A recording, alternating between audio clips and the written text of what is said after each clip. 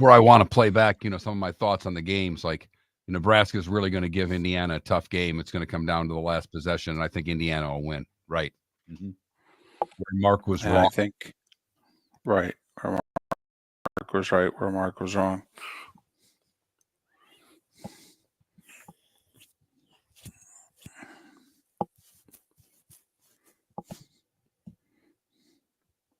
Good morning, T. Haynes.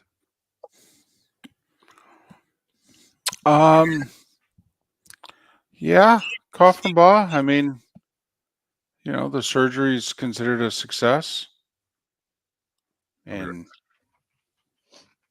I'm still, not 100%, but thank you. Morning, Realtor Clark, T. Haynes. Hope everybody had a good weekend.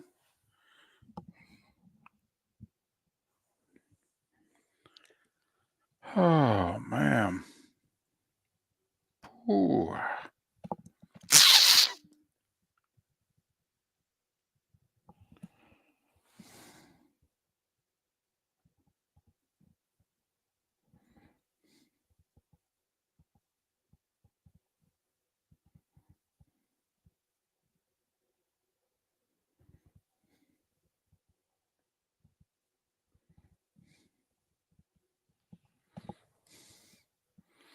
Thank you, Anthony. I mean,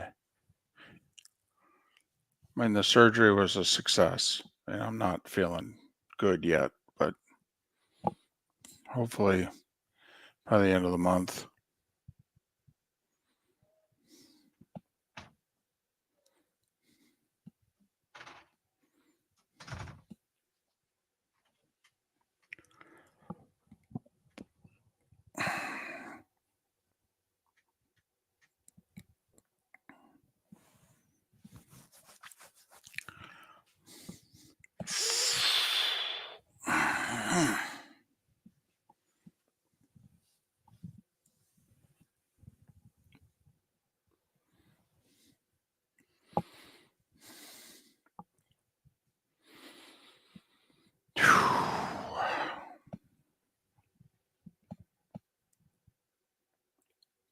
Jags playoff run. Take care of the NFC North, right? Because when you think divisions that you're going to take care of, think the NFC North. Well, I mean, based on the opponent they just played, they can beat anybody. New England. Right. Who's competing with Carolina.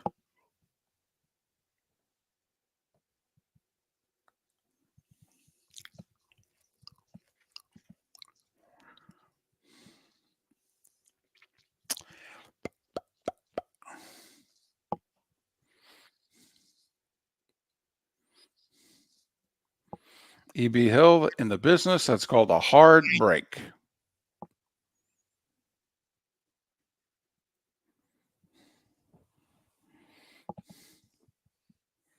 Whew.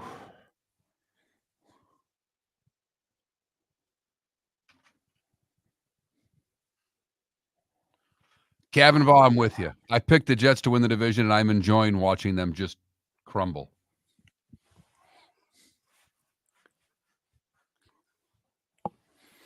Josh Allen has thrown as many interceptions as we have.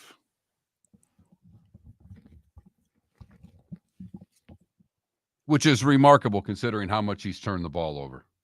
Yep.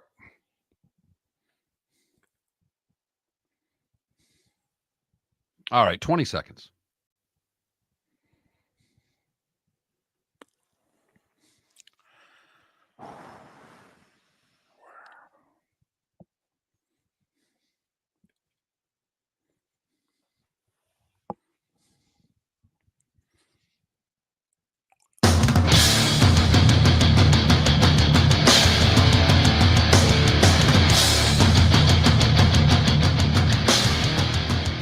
You're listening to Miller and Moulton, coming at you from the Floormeister Studios. Floormeisters, keeping it real.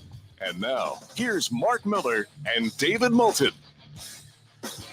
Top of the morning to you on this Overreaction Monday. Hope you had a great weekend, and thanks for starting your week with us. How the heck are you? Miller and Moulton. MillerandMoulton.com, Miller_Moulton on X. That's how we get things going. Nice to be back in the saddle again after a little Friday surgery. Top of the morning to you, Mark. How are you? Good morning, David. I feel like for the first time ever that how the heck are you hurt? That looked like that was a little painful. Well, no, there was just a little hitch in the giddy up. When you have surgery, they say like they gave me this tube that I'm supposed to breathe into like 10 times a day for a couple minutes at a time, because of the anesthesia, stuff gets stuck inside you. So when I was about ready to let it rip there, all right, there was a little something inside me that actually kind of came up and got in the way. So I had to pause, push it to the side, and then let it rip. Part of the insight you get on this show that you get on none others nationwide right there. But a little hitch in the giddy up. If that's all it was, that's a good thing. Welcome back, David. Glad to have you. Missed you on Friday. It was so funny. I got so much grief in the Twitch chat room because that was right after the great Guardians-Yankees game. And I am going off on baseball for most of the first hour. And the Twitch chat room's all over me. On the day you miss, I can't talk anything but baseball. Right. Well, it was the baseball hour. I think you felt you were like honoring me by talking nothing but baseball on a football Friday in the baseball hour. But the World Series is set. And man, is Fox happy. No need to mess around with any game sevens. Let's just get this sucker locked in. Let's have plenty of time to hype it. Let's go. Yankees, Dodgers. Yeah. Top two seeds on each side, top two draws on each side. First time there's a World Series where there's a guy who hit 50 or more homers on each team in the World Series. Let's do this. Should be fun. Unfortunately, it doesn't start till Friday. Have to admit it. By Wednesday, I think I'd be ready. In fact, I might be ready by Tuesday. I was going to say, I think if I could press you, I could probably get you ready for the sucker little Tuesday, Wednesday, day off, Thursday, back to, Friday, Saturday.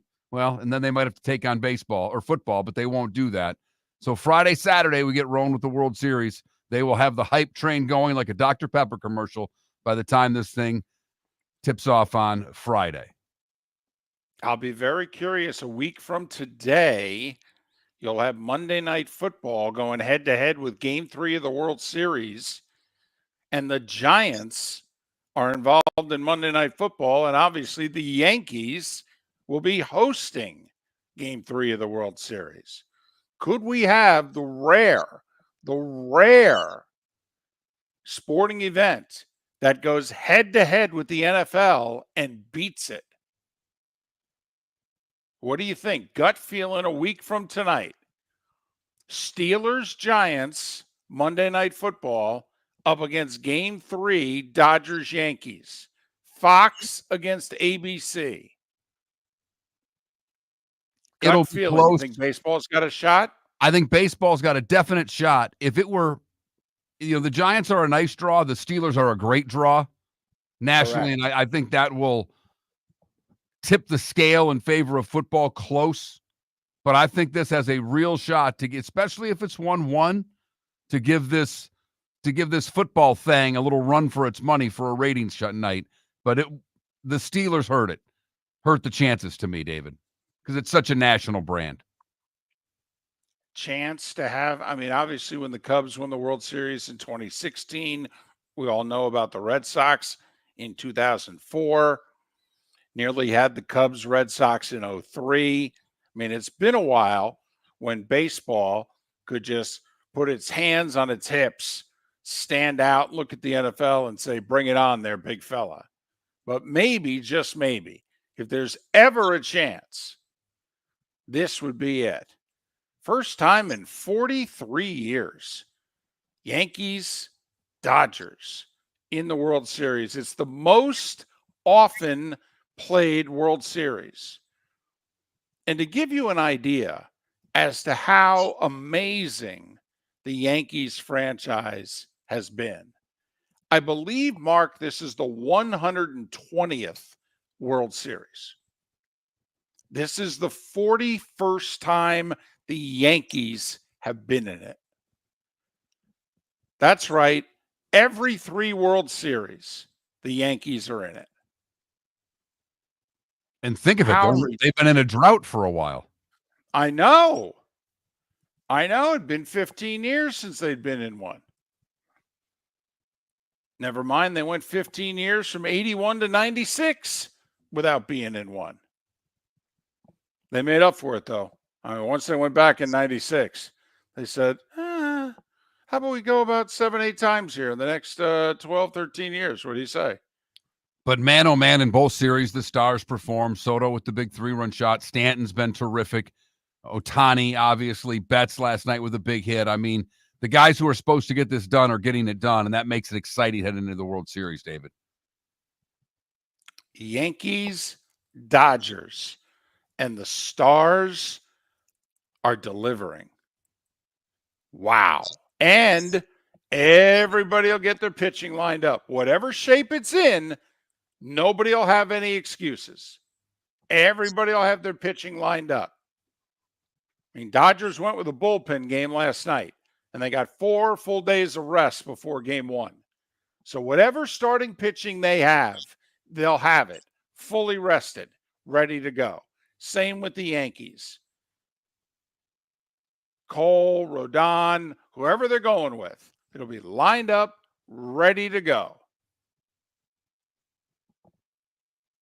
Let's hope the World Series is in the ballpark for how good the baseball playoffs have been so far this month. Because going back to that Mets-Braves doubleheader on September 30th, it's been a hell of a 3 weeks for baseball. It really has, David. You're right. And as you said, the Stars have been performing in every series. And the 2 teams with the most stars are still on top. But it isn't obviously Monday. And why do we overreact? Football. Football officially in the fall. And you know it's getting important because guys are getting fired in the middle of the season. In college ball, not just the NFL, they're getting fired in college football. Coordinators, head coaches, gone. Midway through the season, gone. Yep. That's how you know it's important.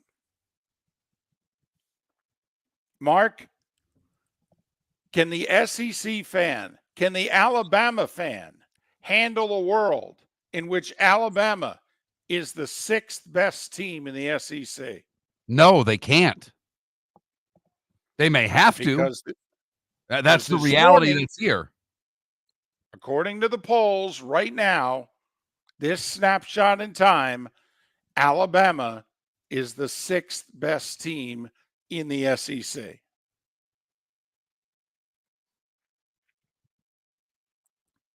Now there'll be a chance, right? They can still, I guess, Texas and A&M are going to play each other, and Georgia and Tennessee are going to play each other. And so, you know, if they win out here, there's a chance for them to move up a slot or 2 and, you know, post that 10-2, Alabama, 10-2. We usually find a way to put Alabama in the playoff, no matter how we have to do it. But it's not even November yet. When's the last time that Alabama was in a situation where it's not even November and they can't afford another loss? Well, it's the first time since Nick's first year they've had 2 losses heading into November, right? That's the stat that I'd seen. Correct. But and I think you got to go back to 2015, Derrick Henry's Heisman year. And oh, by the way, when Alabama won the Natty, but they lost early that year to Ole Miss.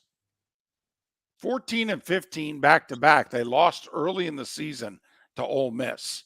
And they really, I mean, think of the system we had then, even though we had moved on to 4. I mean, the thought was they really couldn't afford another loss. So it's been nearly a decade since Bama's now played with the kind of pressure that they're going to play with for the rest of this year.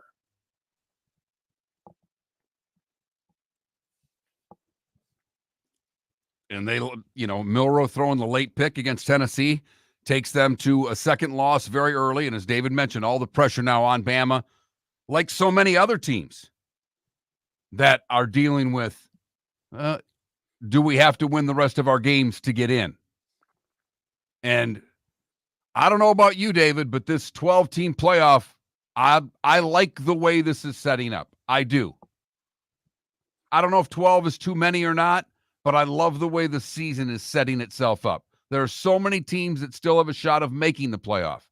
Big 12 teams, ACC teams, Big 10 teams.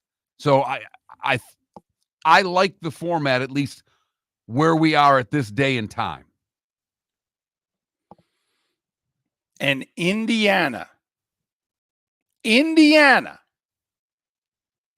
late October, Indiana is ranked ahead of Alabama in the football polls. Yeah, that's the kind of year, that's the kind of sport that the 12-team playoff is bringing us. That's right. IU ranked ahead of Alabama in football in late October.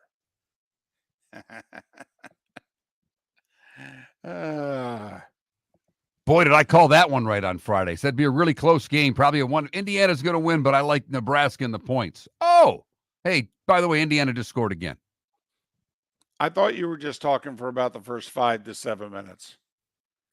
Tell you what, though, Indiana lost their quarterback to injury. Don't know when he's coming back either. So this might be the high watermark for IU for the rest of the year. It is Overreaction Monday. And thanks so much for being with us. Miller and Moulton, millerandmoulton.com. Visit Jason and Todd at the Diamond District. Jason and Todd at the Diamond District believe in celebrating love with craftsmanship that stands the test of time. That's why they're excited to bring you America's top bridal designer, Takori. From October 25th through the 27th, discover the entire Takori collection, where handcrafted artistry meets bespoke designs. Each piece is thoughtfully created with meaningful details, representing the moments that mean the most. At the Diamond District, you'll explore timeless designs that capture the essence of elegance. Each Takori ring is as unique as your love story. Pair your Takori ring with one of our stunning GIA-certified diamonds and take advantage of 2 years interest-free financing. Join the Diamond District Friday, October 25th through the 27th for this exclusive event. Takori, where every detail is crafted to be unforgettable. Jason and Todd look forward to shaking your hand and welcoming you to their Diamond District family. Visit Jason and Todd at the Diamond District. American Paint Supplies, for nearly 30 years, is your one-stop shop for all your coating needs. If you are a designer, a contractor, a professional painter, or a weekend warrior, American Paint Supplies is the place where experts go to get expert solutions. At 6100 Shirley Street in Naples off of Pine Ridge, American Paint Supplies delivers the best solutions with the best products with the best support. Meet Gene and his team today at American Paint Supplies. Call 239-566-2700. That's 566-2700 or online at AmericanPaintSupplies.net. Gentlemen, as your wife mentioned getting new flooring, but you don't want to go through the hassle, well, go see the Floor Meisters in Naples next to Costco. They understand your time and money are important, so they'll make it as painless as possible. With a huge in-stock selection of carpet and Cortec, they can get you the floor your wife's been asking for. They carry wood, vinyl, carpet, and tile. If you do it yourself, no problem. They can handle that as well. So go see TJ at the Floor Meisters and tell them, just keeping it real. This is Miller and Moulton.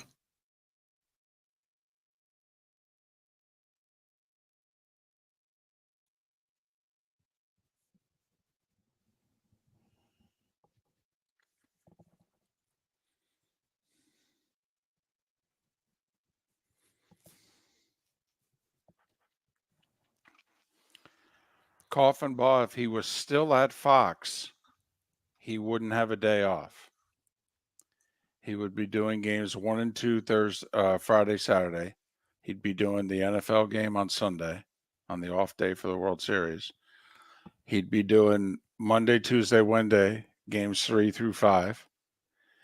Back in the day when he was doing Thursday Night Football, he would have done Thursday Night Football on a travel day. And then he would have done games 6 and 7 Friday, Saturday, and he would have been right back doing NFL on Sunday.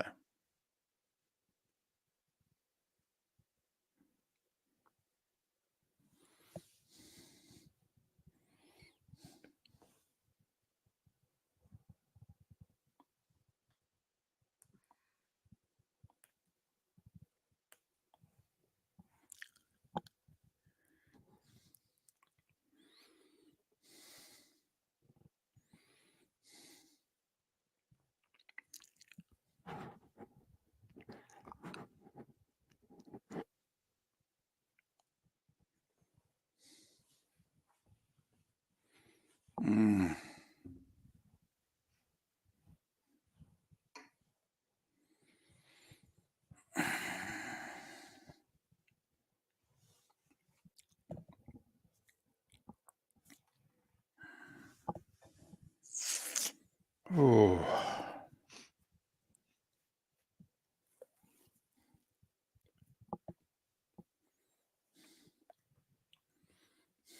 Morning, DC.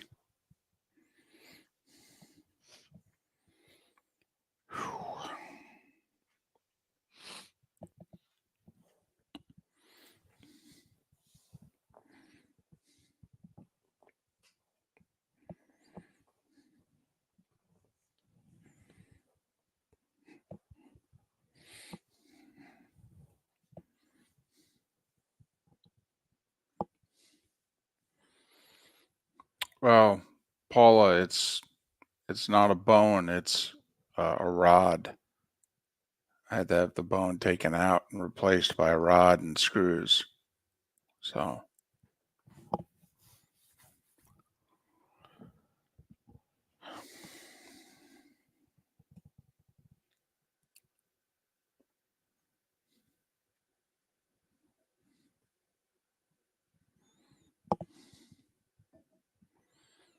I'm told the surgery went well. It's a different kind of feeling, but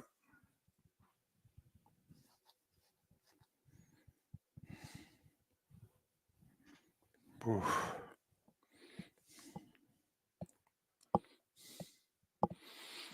EB, I don't think I'm going to be traveling for a while. And yeah, from now on, I'm going to have to let everybody know that, yeah, I set the alarms off. Nope. Don't know when I'm going to be working a game again. Could be a month.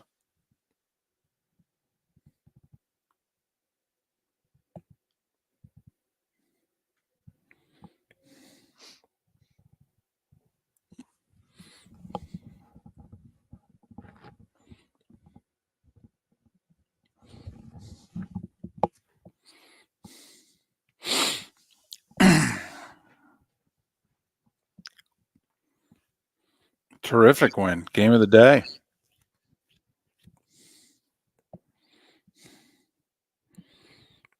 Ooh.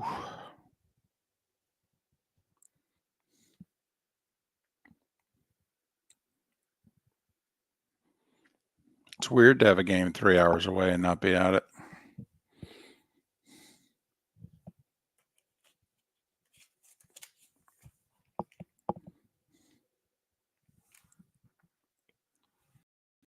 And what a terrible call, too, that was, DC. Oh, guy goes in motion. Everybody in the building knows it's coming.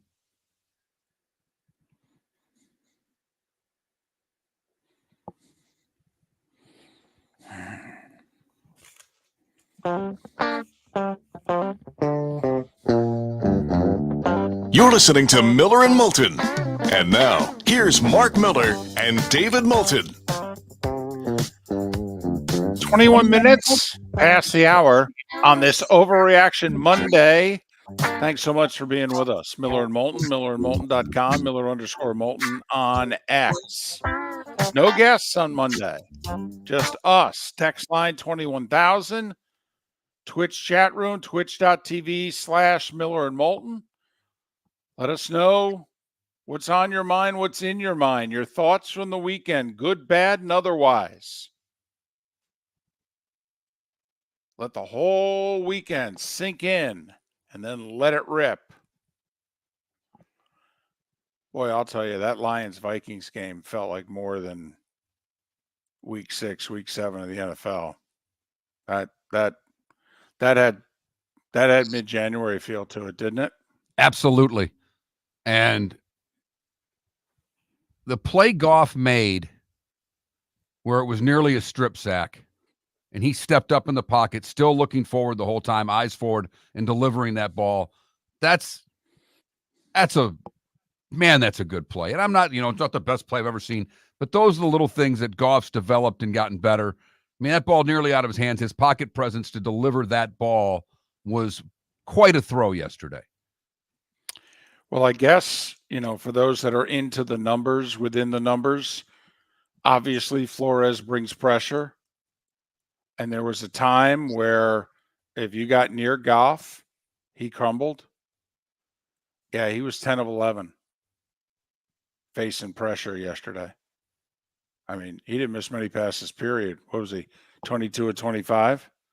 But 10 of 11 when Flores brought the heat. It's pretty good. We've seen Flores and that Vikings defense dismantle some pretty good quarterbacks and teams already this year. I mean, Jordan Love and the Packers were on their heels for 2 hours. Purdy and the Niners were greatly affected. C.J. Stroud and the Texans were embarrassed. And the Vikings threw their best shot at Goff and the Lions, and they did so with a lead. And Goff and the Lions said, yeah, we got this. Keep bringing it. I mean, that was fun. That was fun. They're going to play one more time. I hope they play 2 more times. I got that feeling yesterday that this could have been one of 3. Watching the game, had that feeling, and an impressive day for the NFC North because the Packers, with the great win over the Texans there, and even Minnesota, obviously, in losing, showed that they're right there with Detroit. Packers won committing 3 turnovers. Do you know how tough that is to do? Commit 3 turnovers and still win? I mean, everybody who covers the Packers for a living, Mark, they graded their performance yesterday. C minus.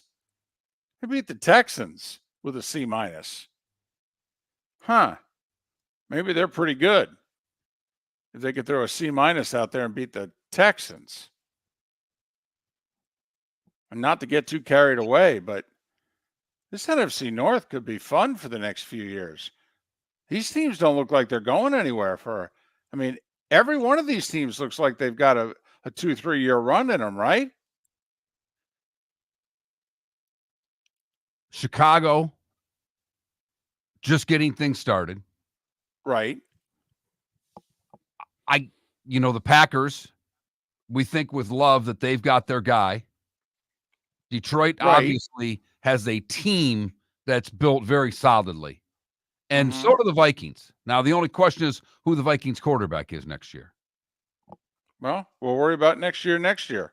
But just to your point of what the next few years are going to look like, the Vikings are the only one I worry about. Not worry about, wonder about, because I don't know who their quarterback is going forward. But just on the surface, the NFC North is fantastic. Outstanding. Seems even better than last year's AFC North. And in a really strange, dare I say, perverted way yesterday, did the Browns franchise catch a break? I wondered all morning how you were going to phrase that. Because obviously, your franchise quarterback blows out his Achilles. He's out for the year. It's not an injury that usually you come back from and you pick up where you left off. I mean, Dan Marino's the exception. And this was a guy who whose play had faltered over the last 3 years for a variety of reasons, and we all know what they are. And we know that contractually they can't move on from him. But while he was healthy, it seemed as if the organization didn't have the onions to move on from him. Even though he was leading them to the abyss, they didn't seem to have the onions to say, well, this guy's killing us. We got to play somebody else. Well, now they have to. Certainly for the rest of this year, and probably for a decent chunk of next year. And in a strange, perverted way, can the Browns actually use this to their advantage? I mean, role play with me for a second. They're 1-6, right? 1-5? Yep. I mean, they're 1 and something. They're 1-6. 1-6. Okay. So they're tied for the worst record in the league, correct? That is correct. Okay. How many games are they going to win? You know what I'm getting at here. Yeah, they're going to have to pay this guy for the next 2 years after this one. Ridiculous salary cap figures. Well, Mark, are they going to have a top 5 pick of the draft? I don't know now. Now that he's not playing, David, does that lead to more wins? Quite frankly. Maybe. And it could. But right now, you'd have to think that Cleveland's going to have top 10 pick, right? Absolutely. I mean, Mark, they just lost to the Bengals. They own the Bengals. If they can't beat Cincinnati, this season's going down the tubes. And you know what I'm getting at? If all of a sudden the Browns are going to have a top 5 pick of the draft, then what can the Browns do? The Browns can afford to pay Deshaun Watson to not play because they're going to draft the heir apparent. Where what did we think over the next 2-3 years?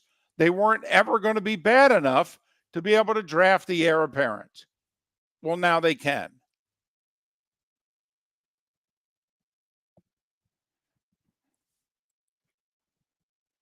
Now, it's still going to be a rough 24 and probably 25 for this franchise. But I wonder if this franchise emerging from the abyss, Mark, actually we're going to look back a year and a half, 2 years from now and go, you know, they actually caught a break when Deshaun got hurt. I didn't want to say that publicly because that's in bad taste and people are going to come after me, but I actually think they caught a break.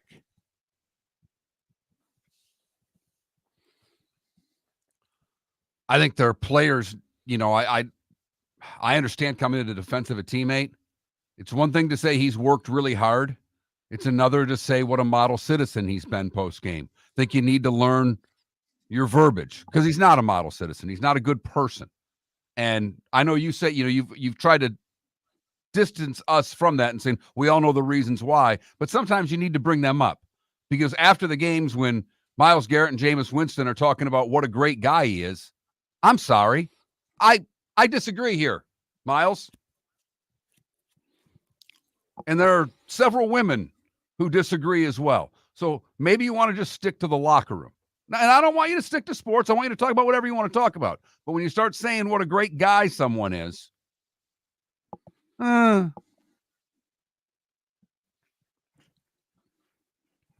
like how you did that. That pretty much says it all. How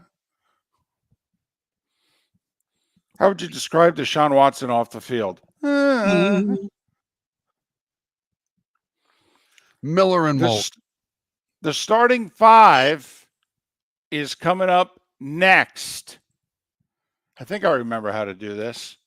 Miller and Moulton, so. MillerandMoulton.com.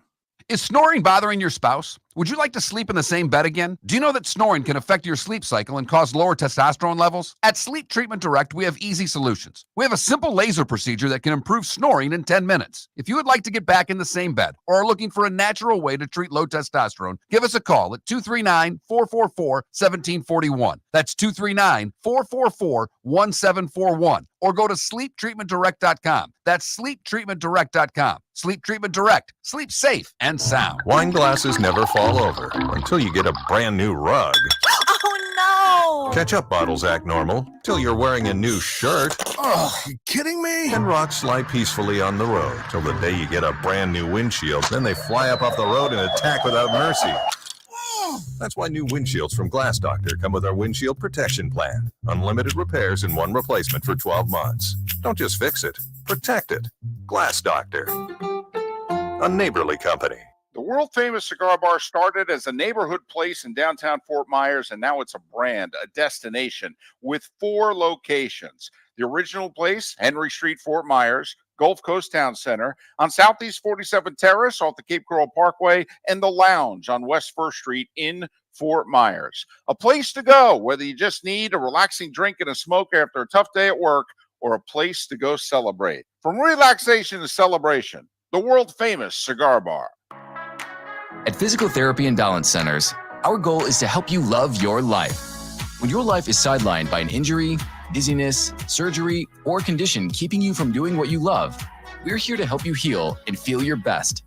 Our therapist evaluation will determine the root cause of your health challenges, resulting in a unique treatment plan customized just for you. Visit www.physical.com to find your nearest location and see how we can help you love your life.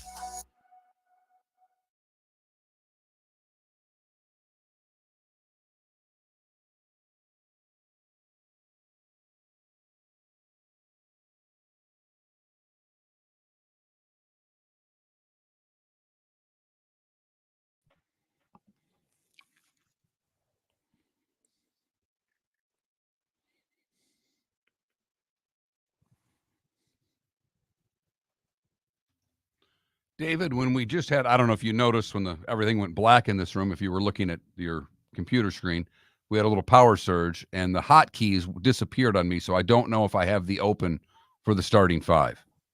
Okay. I'm working on it.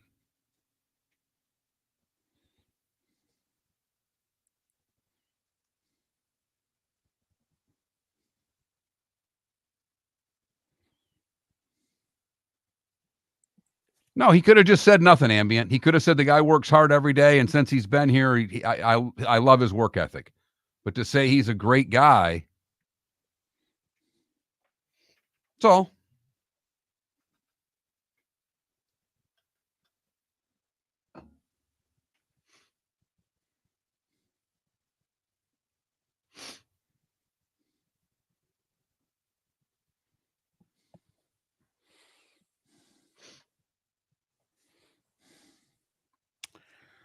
Ooh.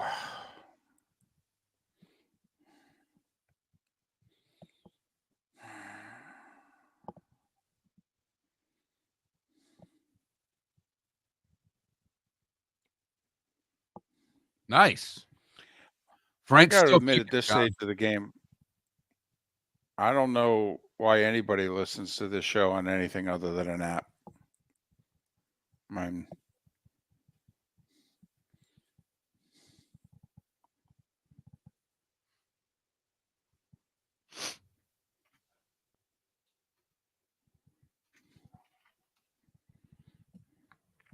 Ambient. I didn't expect the Browns to, but I think Browns fans, and I actually think the organization now has a way out.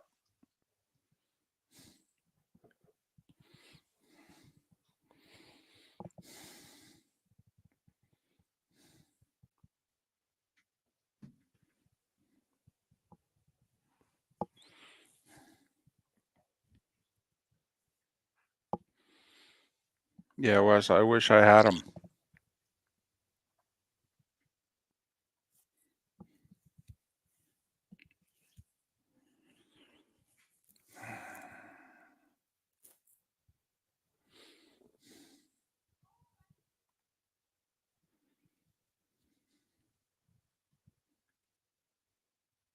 Yeah, but Ambient, as long as he was healthy, they had to play him.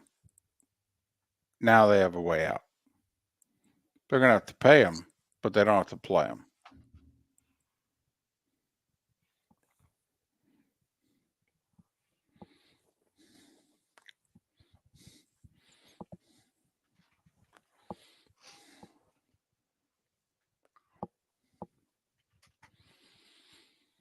Whew.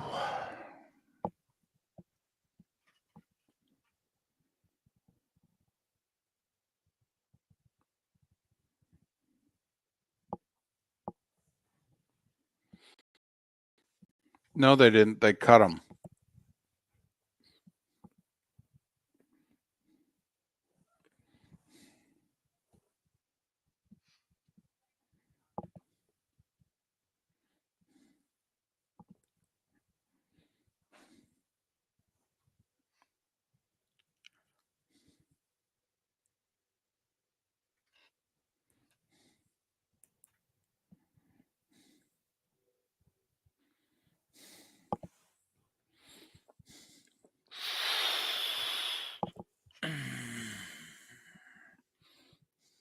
Really, Ambient?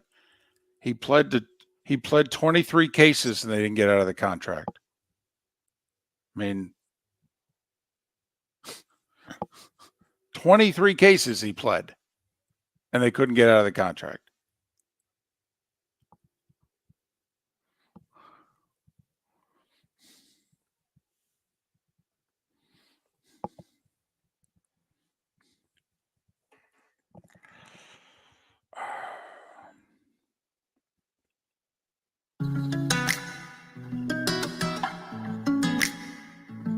Welcome back to Miller and Moulton. Text the guys what's in your mind at 21,000. That's 21000. And now, here's David Moulton. 22 minutes till the top of the hour. Thanks so much for being with us. Miller and Moulton. MillerandMoulton.com. Miller_Moulton on X. Just us today. An Overreaction Monday. 21,000 the text line. Twitch chat room, twitch.tv/Miller and Moulton. Do you think so-and-so is going to get fired? Do you think such and such is going to make a big playoff run? How many of you are laughing at Bud Elliott this week? After last week at this time, he had Indiana in the college football playoff. Huh? Time now for? The starting five. Five big that's stories right. you need to know. I This didn't know. is the starting five. We'll start with the NFL, number one, the NFL. It was a heavyweight matchup in Minneapolis. The unbeaten Vikings hosting the once beaten Lions. And the rookie, Bates, 44-yard field goal with 15 seconds to go. The UFL kicker nailed it.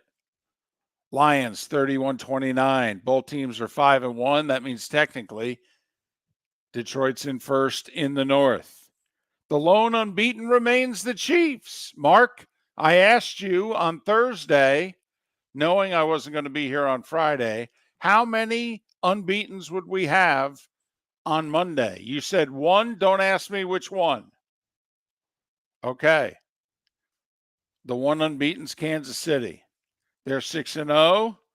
They took care of the Niners 28-18. San Francisco falling to 3-4 on the season, and they think they lost Brandon Ayuk for the rest of the year with a torn ACL injury. It didn't look good, put it that way. Did not look good. Remarkable thing going on. Mark, I believe Mahomes has 6 touchdown passes and 8 interceptions, and they're 6-0.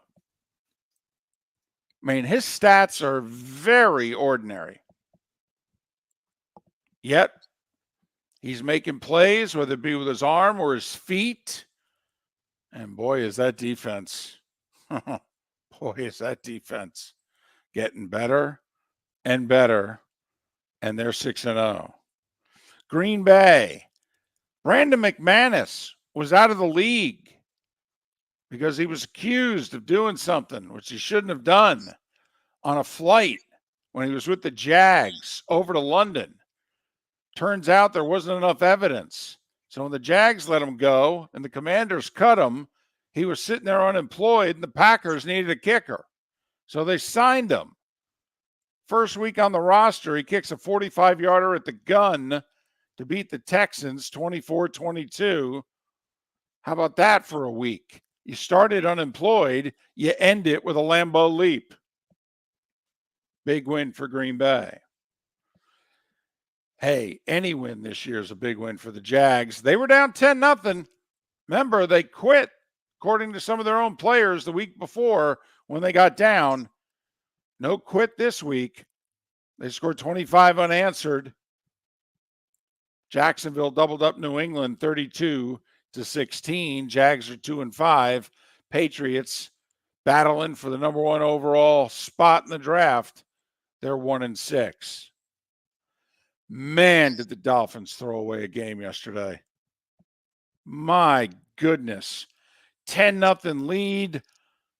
Fumbled in the red zone going in for a score. Mostert fumbles on his own side of the 50 when they're in total command of the game. Mike McDaniel fell in love with giving the fullback the ball on 3rd and 1. And then when he's got 4th and 1 and he's rushed the ball for 150 yards, he doesn't go for it late, down 3.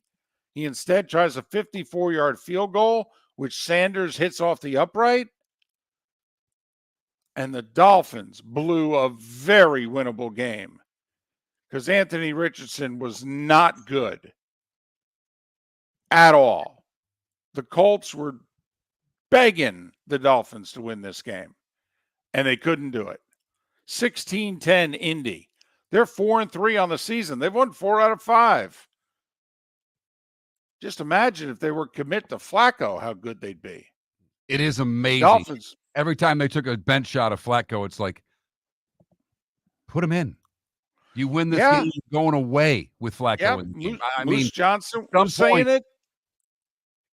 They went to Hollywood, Jimmy Johnson and the crew. They're like, if you just put Flacco in. I mean, Jimmy Johnson said, I get it. Young quarterback, you're trying to develop him. Are you trying to win games or not? That's it. Kid's not ready.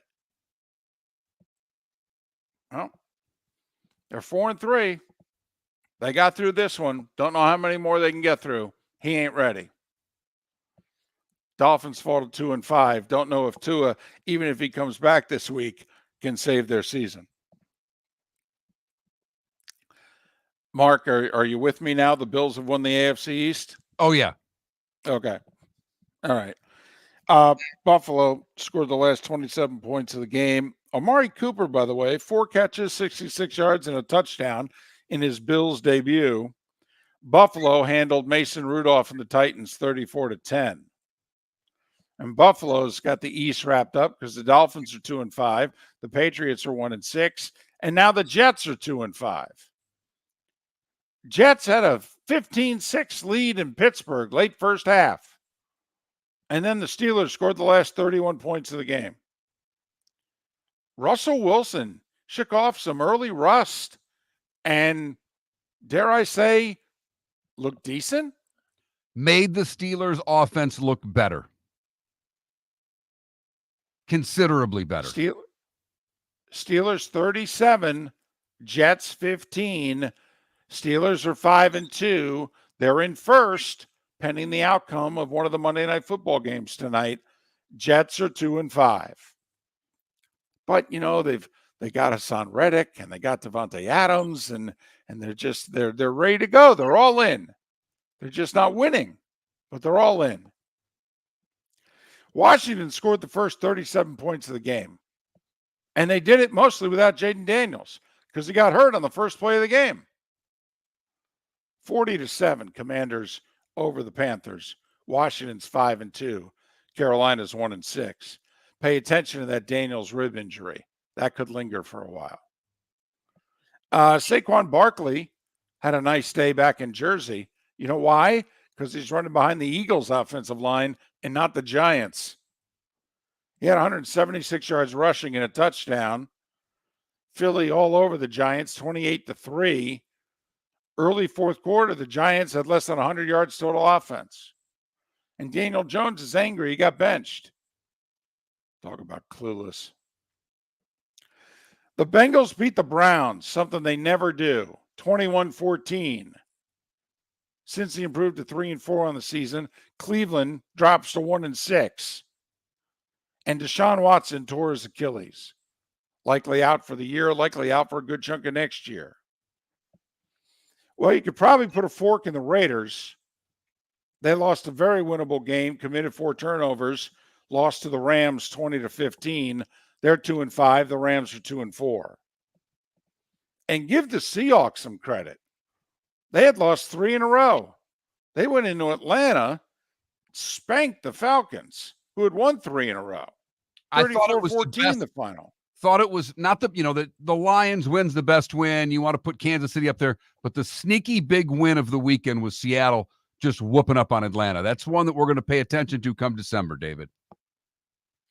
Well, and with all the Niners injuries, Seattle's a game up on them, and that division is still very much in play.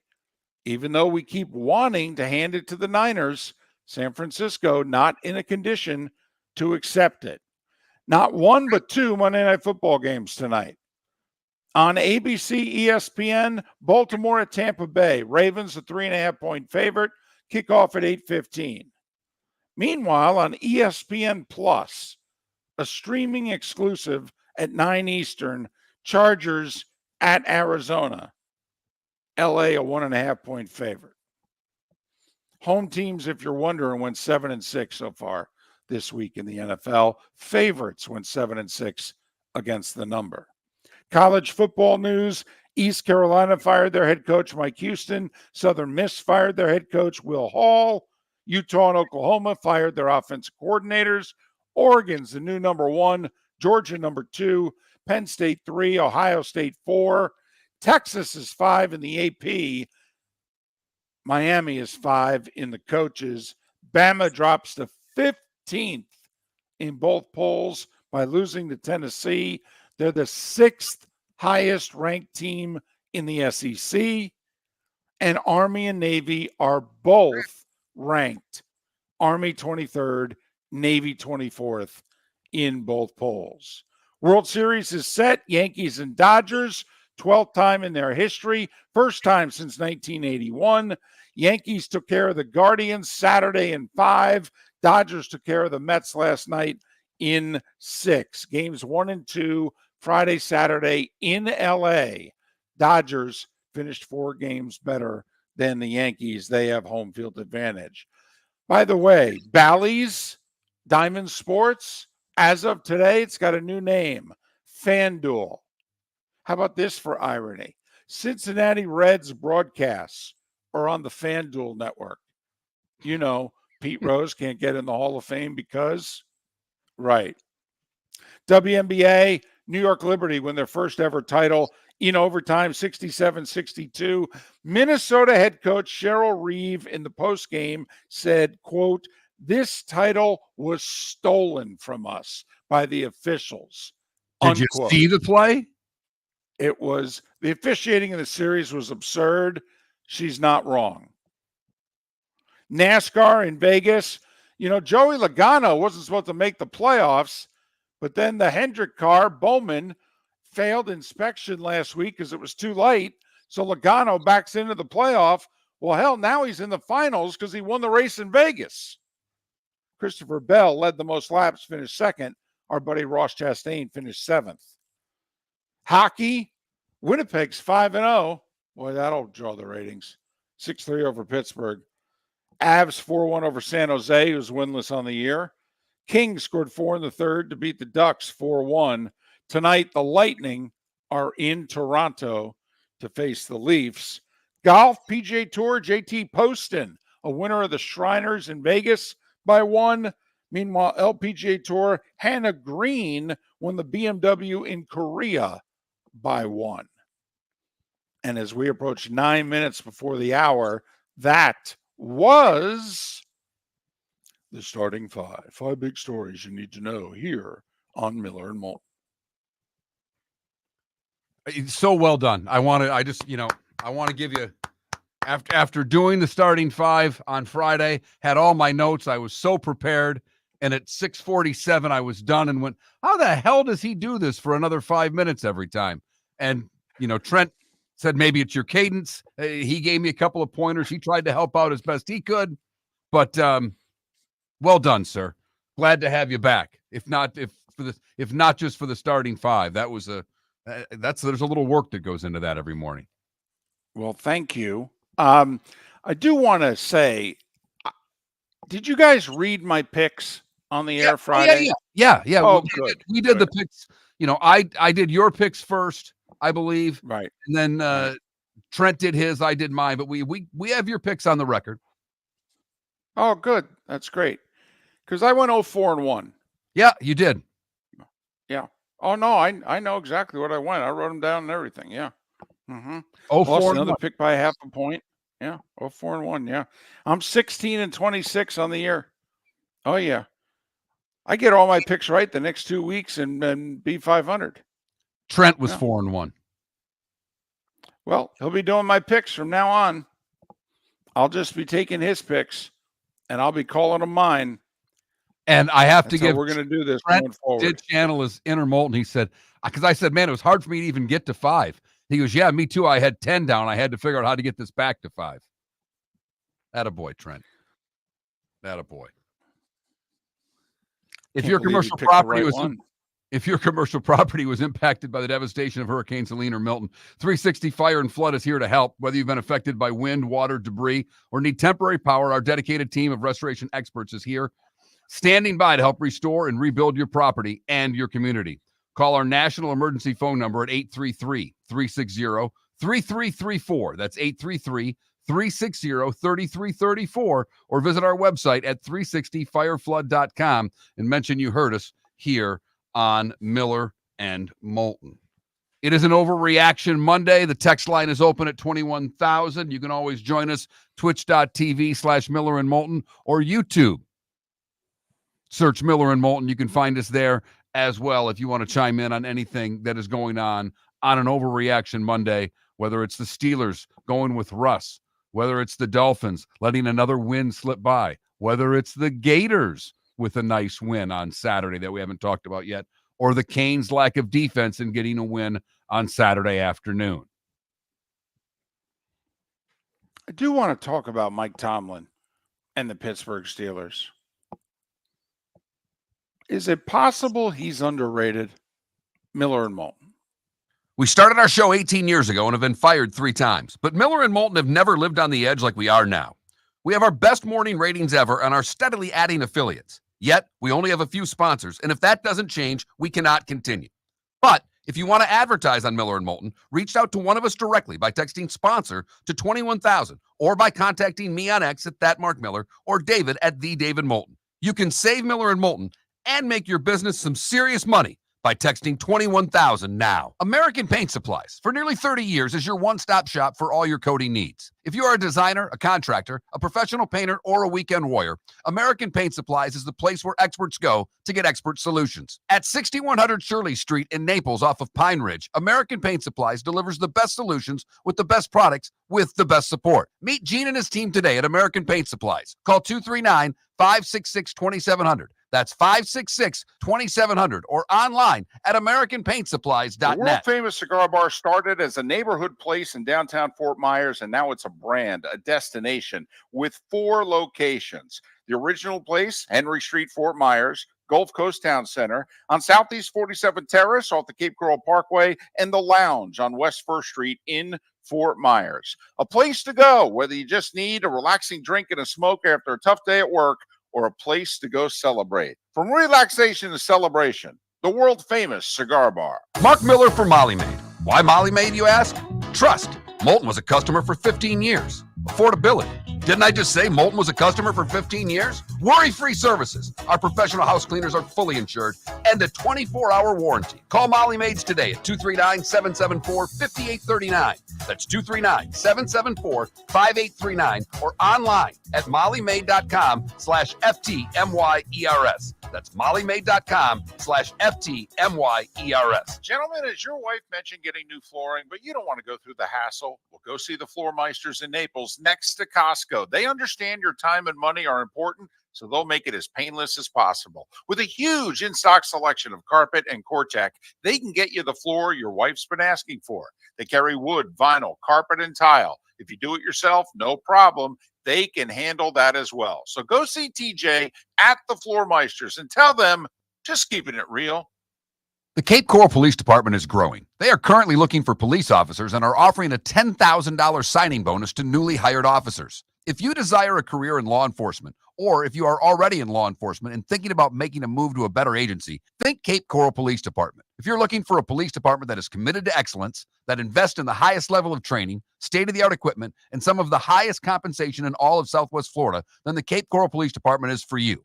Visit capecops.com. That's capecops.com. This is Miller and Moulton.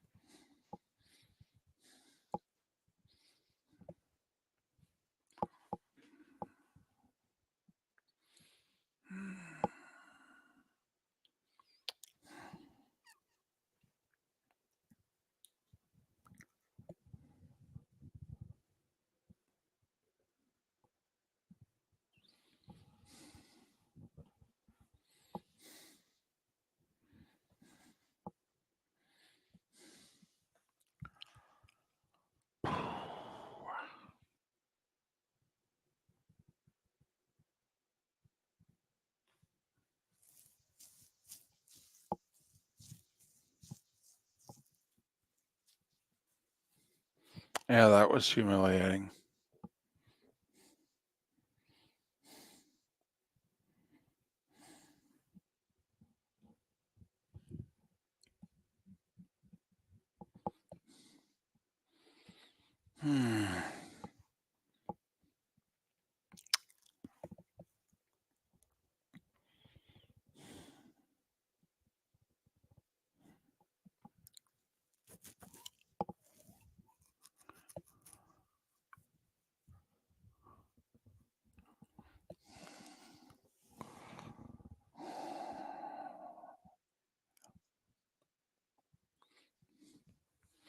Sonny, what do you mean by national attention? I mean, will people pay them lip service? Say good things about Baker.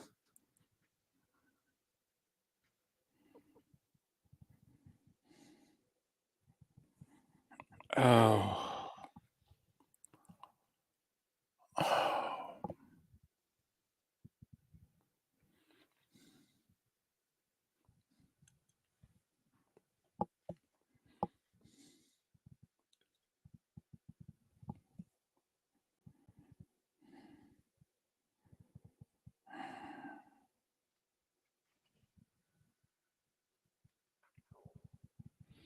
I don't think so, Irish football.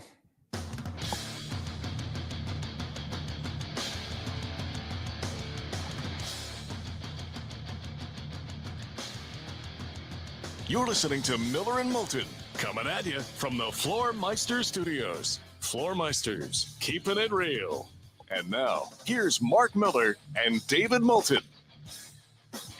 Hour 2 of Miller and Moulton on this Overreaction Monday. Thanks so much for being with us. David Sampson will join us at this time tomorrow. Pat Kerwin will join us in 25 hours tomorrow here on Miller and Moulton. A few things I want to dive into. You know, we kind of scraped the surface in our 6 a.m. Eastern, 5 a.m. Huntsville hour. But a few things I want to get nitty gritty into. You ready? Sure. So do we all owe Mike Tomlin an apology? I mean, he kept Russell Wilson the first string quarterback for a reason. By the way, Justin Fields, did you see what he said late last week? He said, if I had played better, all right, there'd be no issue, but I didn't play well enough. I left a lot on the field, and that's why they're going back to Russ. I mean, very mature, whether he believed it or not, but an amazing presser that Justin Fields gave late last week when he could have thrown gasoline on this whole quarterback situation. And he said, no, man, if you watch the same game film I watched, you'd understand why he's going to give Russ a shot. I didn't get the job done. David, I don't necessarily think that we owe Mike Tomlin an apology. I do think the Steeler fans who were booing Russ after 3 consecutive 3-and-outs may want to reconsider the way they were treating Russell Wilson early in that football game yesterday. Because when things went bad, they turned on him really quickly. So they're 5-2. They got a couple more games before this schedule gets, well, it looked brutal on paper, but now, hell, playing the Bengals isn't as brutal as we thought it would be. Playing the Browns isn't as brutal as we thought it would be. And the Steelers always manage to beat the Ravens at least once. Throw in, you never know what you're going to get from the Eagles. This past Sunday, you got good Eagles. Wait a week, you could get bad Eagles. And maybe this vaunted, brutal, toughest schedule we've ever seen a team finish up with in their final 8 games is actually going to be manageable. Hard, but doable. And maybe the Steelers can win the North after all. Never mind make the playoffs.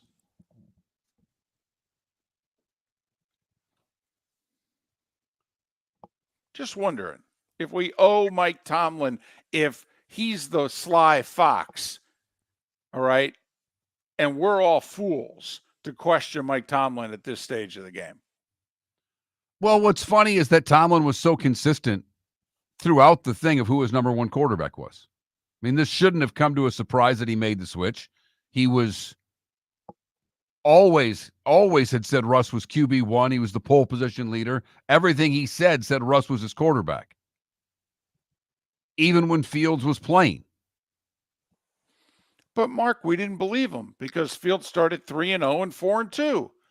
And what's more important than winning? Nothing.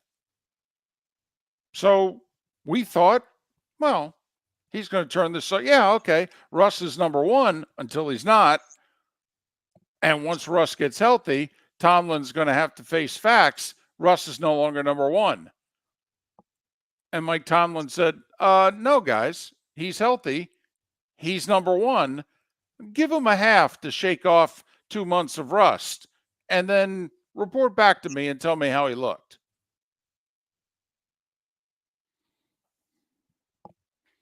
By the way, what's happened to Najee Harris in the last 2-3 weeks? That's the guy who played at Alabama. That's the guy who played a rookie year with the Steelers. I mean, Najee making people miss. Najee looking like he's a dude. You mean the guy that ran for over 100 last night? Well, yeah. At most like of the time when they knew he was, most of the time when they knew he was getting the ball too. You know, that guy who for about a year and a half, Mark, I mean, basically, if the hole wasn't there, he couldn't gain any extra yards, and at the first sign of contact, he went down. Yeah, that Najee Harris. Huh. I got to admit, I got very excited last night. It's the little things. Russ with a little half boot, rolled to his right.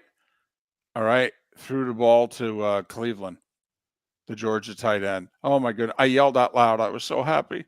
Oh, my goodness, they're going to get him the ball.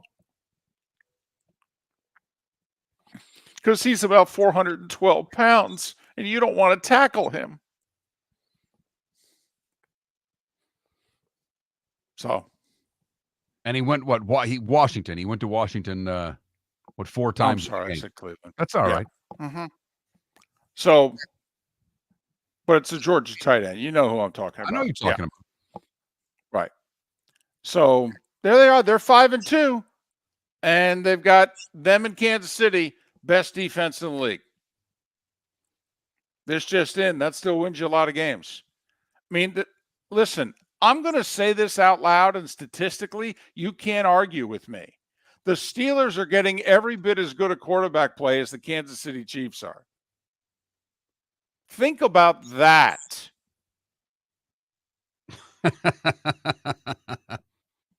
Now, Mahomes has 6 TDs, 8 interceptions.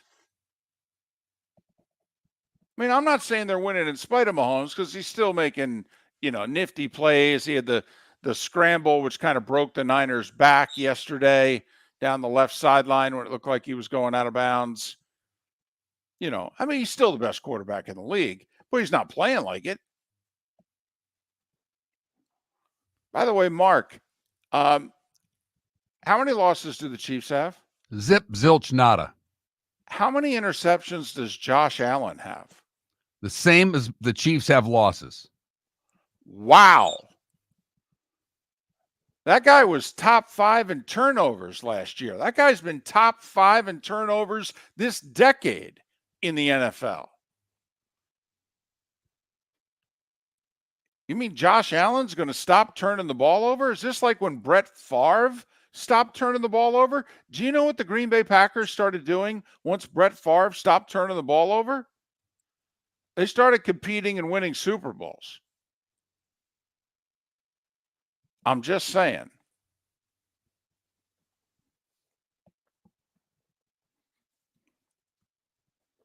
And I don't know what it is. Is it the coordinator? I mean, what is the reason that you give Allen for not turning over? Because even though the completion percentage after year 3 went up to an elite level, the turnovers were still at a high level. We had Sal Pal on before the season. He was talking about quarterbacks he didn't trust, that it's tough to trust Josh Allen because he turns the ball over too much. So what's changed?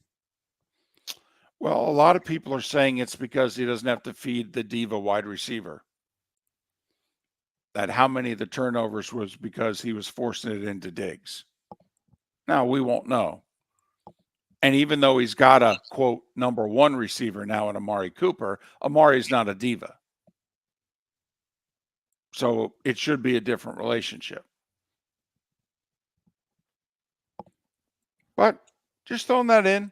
And remember, they got a tailback hurt. They're not getting the same production that they're getting from their elite tight end that they've gotten in the past.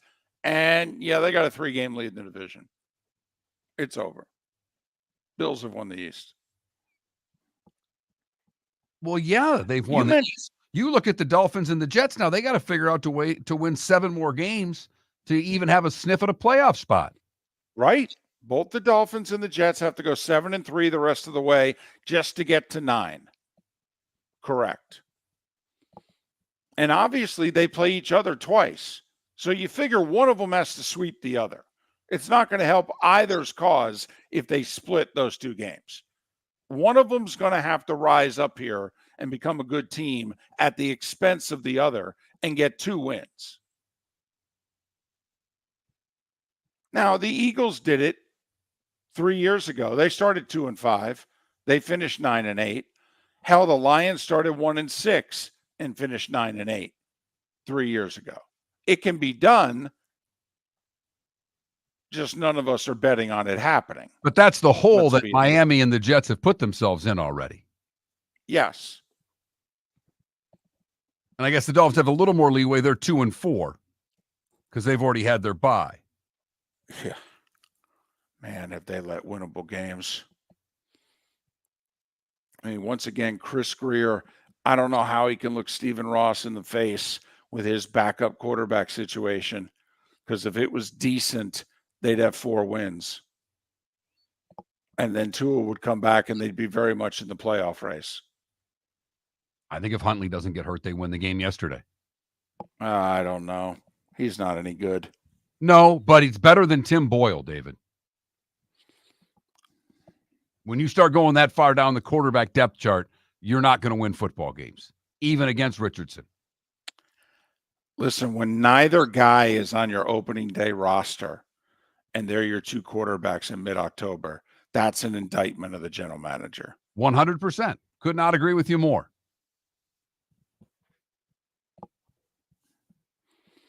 And I mentioned this a couple weeks ago, and you glossed over it last hour. But is Billy Napier saving his job? They're 4-3. The kid has to play now. Mertz is hurt. We've turned it over to the 5-star. The 5-star is all in on being a Gator. Loves being a Gator. Loves Billy Napier. They just whacked Kentucky. Whacked them. Which may not sound like much, but ask Ole Miss. Ask Georgia. Ask Georgia. Right. So are we sure Billy Napier's not going to be coaching the Gators next year? Odds on Billy Napier coaching the Gators next year. 30%. I say higher. How much higher? I say higher. 50-50 right now. 50-50. Is that because of the turmoil inside of the Gator administration? Oh, yeah. Totally. And it's $25 million to send him packing. Never mind the 147 people he has on staff. Totally. They need 1 win before Florida State. They're going to beat the Noles. They're going to get to 6. We all said if he gets to 6, he gets to keep his job. We're going to go back on our word. Miller and Moulton. MillerandMoulton.com. Miller_Moulton on X. The Cape Coral Police Department is growing. They are currently looking for police officers and are offering a $10,000 signing bonus to newly hired officers. If you desire a career in law enforcement, or if you are already in law enforcement and thinking about making a move to a better agency, think Cape Coral Police Department. If you're looking for a police department that is committed to excellence, that invests in the highest level of training, state-of-the-art equipment, and some of the highest compensation in all of Southwest Florida, then the Cape Coral Police Department is for you.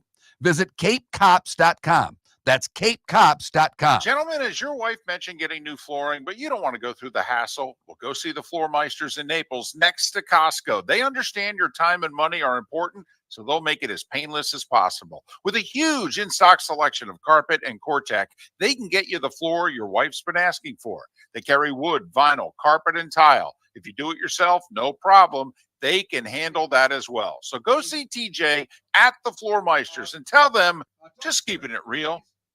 American Paint Supplies, for nearly 30 years, is your one-stop shop for all your coating needs. If you are a designer, a contractor, a professional painter, or a weekend warrior, American Paint Supplies is the place where experts go to get expert solutions. At 6100 Shirley Street in Naples off of Pine Ridge, American Paint Supplies delivers the best solutions with the best products with the best support. Meet Gene and his team today at American Paint Supplies. Call 239-566-2700. That's 566-2700 or online at AmericanPaintSupplies.net. Mark Miller for Molly Maid. Why Molly Maid, you ask? Trust. Moulton was a customer for 15 years. Affordability. Didn't I just say Moulton was a customer for 15 years? Worry-free services. Our professional house cleaners are fully insured and a 24-hour warranty. Call Molly Maids today at 239-774-5839. That's 239-774-5839 or online at mollymaid.com/FTMYERS. That's mollymaid.com/FTMYERS. This is Miller and Moulton.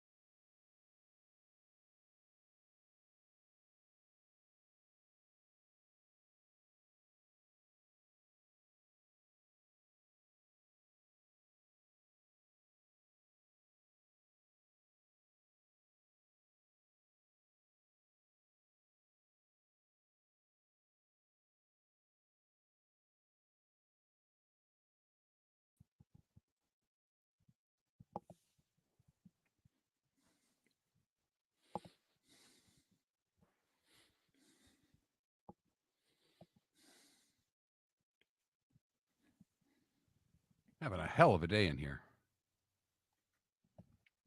What's going on? We've had power surges, so it's knocked us off the air.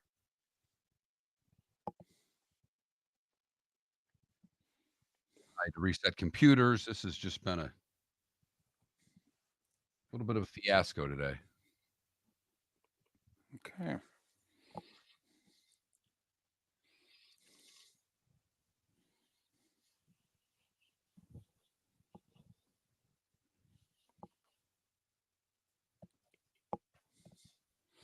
You did miss it, Baxberg.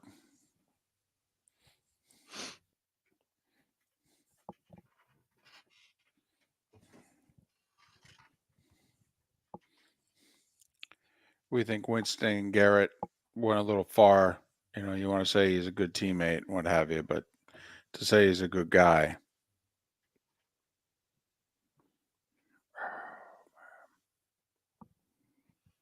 Oh no, I'm aware, Shimko. It's just when it starts turning things off in a building that I don't know how to control, it makes it fun.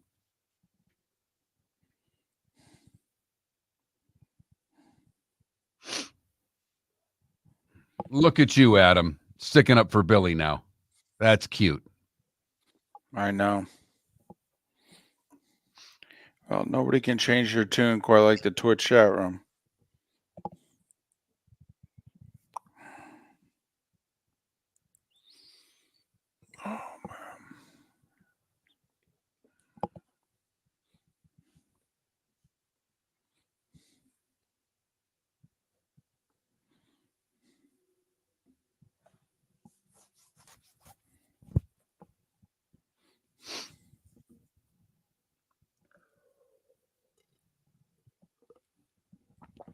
Oh, man. Mello, I may not be able to travel for a month. And yeah, Gary and Troy will be fine. They did it before me. They'll be fine. Gary had a really good broadcast Saturday without me.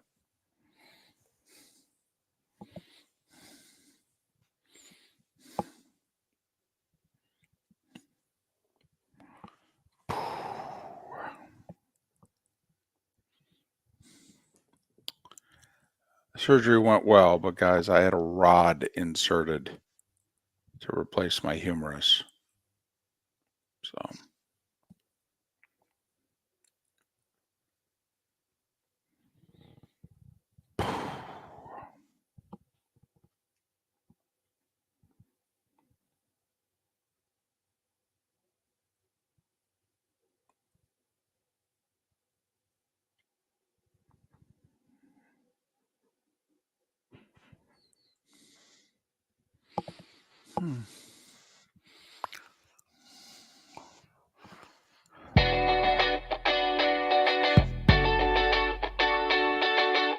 You're listening to Miller and Moulton. And now, here's Mark Miller and David Moulton. 21 minutes past the hour.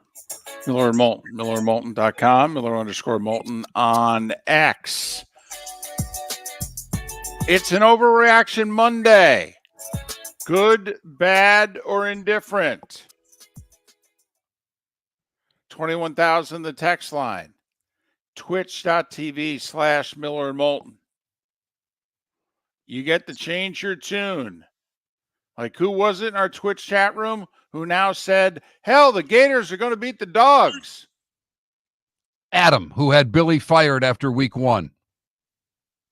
And 2, certainly after 3, week and 4. 3. Right. But, okay. That's an overreaction Monday. That's what we're here for. 21,000 on the text line. Twitch.tv/Miller and Moulton. We did mention it last hour. A Yankees-Dodgers World Series. Think about it. 2 generations of fans have not had this World Series. And it's not like the Dodgers haven't made a few World Series. It's not like the Yankees haven't made a few World Series. But they haven't played each other in the World Series since 1981. And now they've got clearly the 2 biggest stars in the game. Hell, can you argue they have the 4 biggest stars in the game? Can you argue, because Ohtani and Judge are the 2 biggest, Yes. but can you argue Betts and Soto, or Soto and Betts, however you want to rank them, that they're 3 and 4? I think you could argue it. It would be close. I'm not saying as best players, just as the star factor. Right, stars. Bryce Harper might jump into that. Okay. That's the name I think of if you're trying to argue that is all. But 4 of the top 5, 4 of the top 6. I mean, come on. So, right. So you got the 2 biggest markets, and you got 4 of the top 4, 5, or 6 stars, depending on how you define it, in the game. I mean, this is a perfect storm, right? Friday, Absolutely. Saturday, games 1 and 2 on Fox. Starts in LA, 2-3-2. They do 2 in LA. They'll do Monday, Tuesday, Wednesday in the Bronx. And then if the series shifts back, they'll do Friday, Saturday back in LA.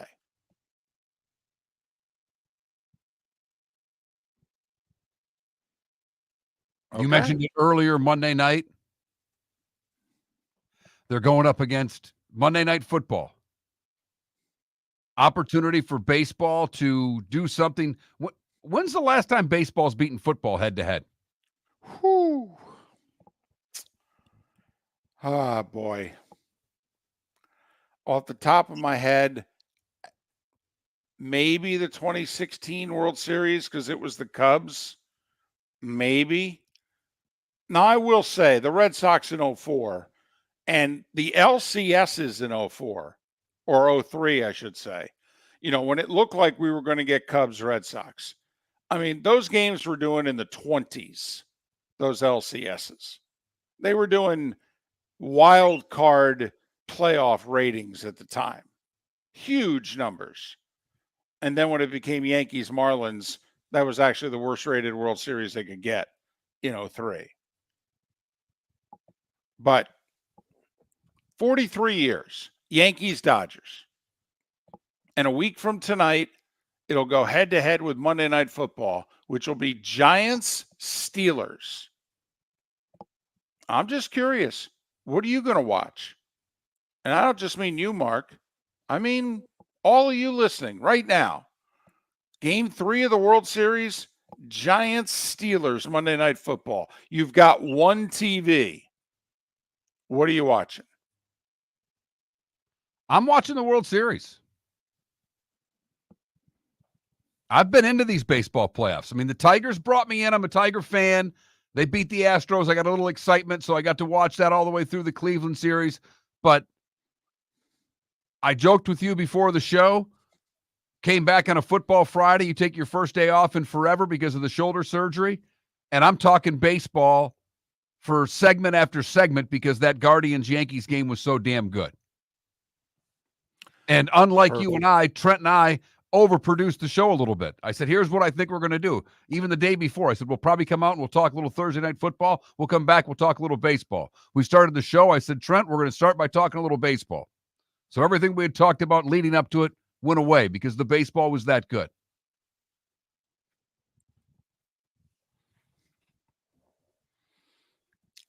So Yankees, Dodgers, 12th time they're meeting in the World Series, but the first time since 1981. Wow. Now, the Dodgers went a long time without being in the World Series. Dodgers won the World Series in 88, and they didn't go back to the World Series until the 2017 team that had the World Series stolen from them by the Astros. And then the 2018 team got beat by the Red Sox. Before the 2020 team won it, but it was during the pandemic. But I mean, the Dodgers went damn near 30 years without being in the World Series. Even though they won a ton of games during that time, they just couldn't get to the World Series.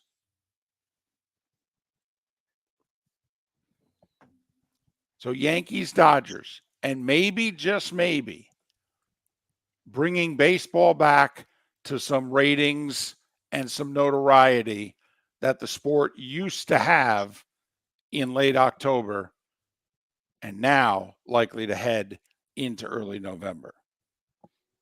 Games 1 and 2 Friday, Saturday in Los Angeles. Dodgers with home field because they won 4 more games than the Yankees. It's as simple as that. Both teams were their number 1 seeds of their respective leagues. So there you have it. Last time they met in the World Series, the Dodgers won. They played 3 times in 5 World Series. Yankees won in 77 and 78. Dodgers. Fernando Mania Dodgers. Dodgers came back from, I believe, a 2-0 deficit to beat the Yankees and win the World Series in 81. So there you have it. By the way, I want to thank everybody for the well wishes. Had shoulder surgery, really technically arm surgery. The humerus bone connects your shoulder to your elbow, and my right humerus, it fell apart. And so it had to be replaced, and it's been replaced by a rod and a bunch of screws. So you're going to be setting everything. You're going to be setting everything off going through the airports these days. I am. My wife has the fake hips, and now I got the fake arm. Yes. Mm-hmm. Yep. Absolutely. When they begin to ask the question, I'm just going to say yes. Yes, I need to stand over there. Mm-hmm. Yep. I set everything off. Correct. Everything. So, but thanks for all the well wishes, and thanks for Trent for filling in on Friday, and thanks for Trent for going 4-1. By the way, I'm told in the Twitch chat room that you guys, because I had submitted my picks, and you guys read them first, and that he said, I hate Moulton's picks. He did. He flat out did. 100%. I'd forgotten all about that. And then I proceed to go 4-1 with my picks, and he goes 4-1. I told you I was getting Wally pipped. Just on the pick segment. Just on the pick segment. Well, I don't know. Danielson, Aikman, I think they're both going to go about a month without me. I don't know. This could be the beginning of the end. You can't bail on me. You're all I got. I'm going nowhere. I'm just trying to keep us on the air right now. We've got power surges all over Southwest Florida trying to knock us off the air. We're doing our best to stay on the air. Thanks for listening, Miller and Moulton. We started our show 18 years ago and have been fired 3 times, but Miller and Moulton have never lived on the edge like we are now. We have our best morning ratings ever, are steadily adding affiliates, yet we only have a few sponsors. And if that doesn't change, we can't continue. But if you want to advertise on Miller and Moulton, reach out to one of us directly by texting sponsor to 21,000 or contact Mark on X at @MarkMiller or me at @TheDavidMoulton. You can save Miller and Moulton and make your business some serious money by texting 21,000 now. Wine glasses never fall over until you get a brand new rug. Oh, no! Ketchup bottles act normal till you're wearing a new shirt. Oh, you kidding me? And rocks slide peacefully on the road till the day you get a brand new windshield. Then they fly up off the road and attack without mercy. That's why new windshields from Glass Doctor come with our windshield protection plan. Unlimited repairs and 1 replacement for 12 months. Don't just fix it, protect it. Glass Doctor. A neighborly company. Is snoring bothering your spouse? Would you like to sleep in the same bed again? Do you know that snoring can affect your sleep cycle and cause lower testosterone levels? At Sleep Treatment Direct, we have easy solutions. We have a simple laser procedure that can improve snoring in 10 minutes. If you would like to get back in the same bed or are looking for a natural way to treat low testosterone, give us a call at 239-444-1741. That's 239-444-1741. Or go to sleeptreatmentdirect.com. That's sleeptreatmentdirect.com. Sleep Treatment Direct. Sleep safe and sound. The Cape Coral Police Department is growing. They are currently looking for police officers and are offering a $10,000 signing bonus to newly hired officers. If you desire a career in law enforcement Or if you are already in law enforcement and thinking about making a move to a better agency, think Cape Coral Police Department. If you're looking for a police department that is committed to excellence, that invests in the highest level of training, state-of-the-art equipment, and some of the highest compensation in all of Southwest Florida, then the Cape Coral Police Department is for you. Visit capecops.com. That's capecops.com. This is Miller and Moulton.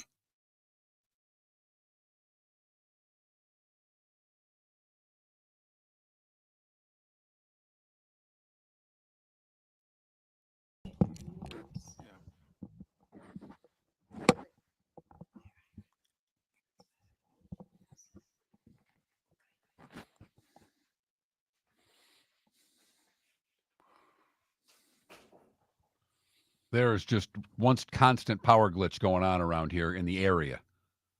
We've been knocked off satellite twice. We've been knocked off the air countless times. The whole building. K-Rock's been knocked off the air. B's been knocked off the air.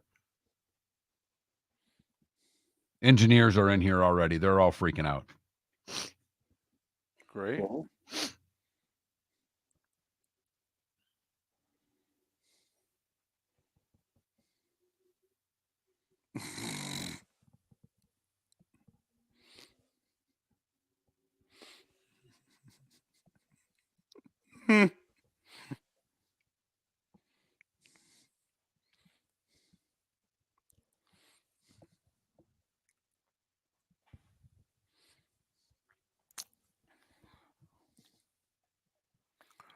Well, he hasn't been. He only played, what, 2 games of the Mets series?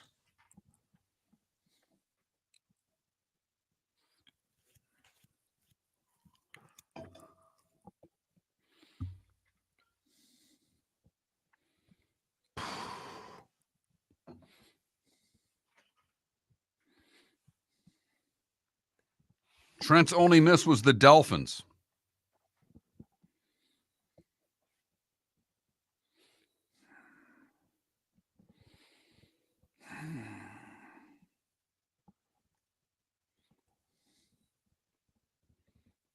You know you're having a good week when you got a team plus 2.5 and they win by a half. Yep.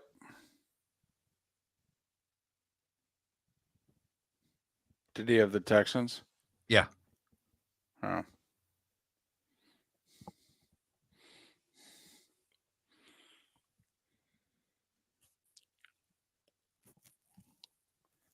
Sonny, I have no idea. I really don't anymore. Both teams ended up using relievers that they never would have used in high stress situations during the regular season, and they used them in the postseason and came through. So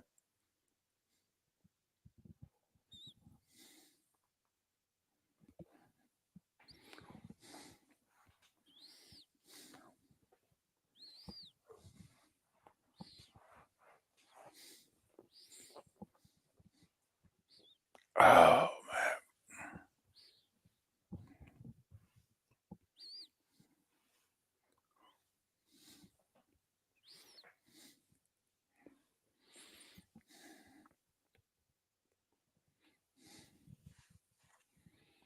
Whew.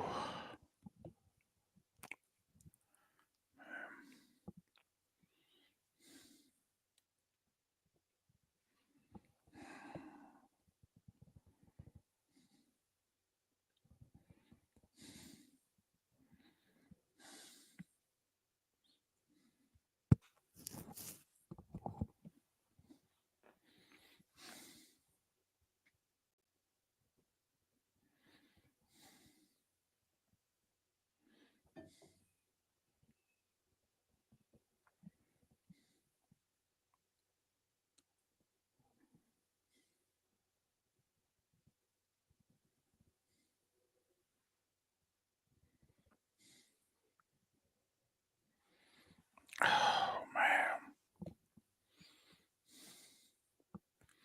Cole, DC, I mean, but I don't think it'd be a smart bet.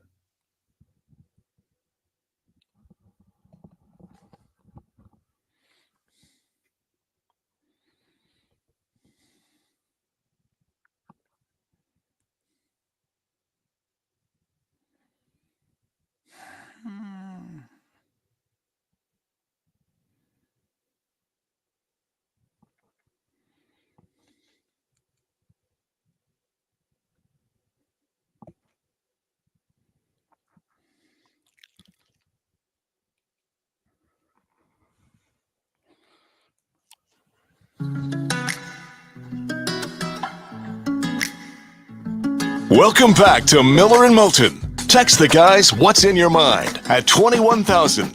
That's 21000. And now, here's David Moulton.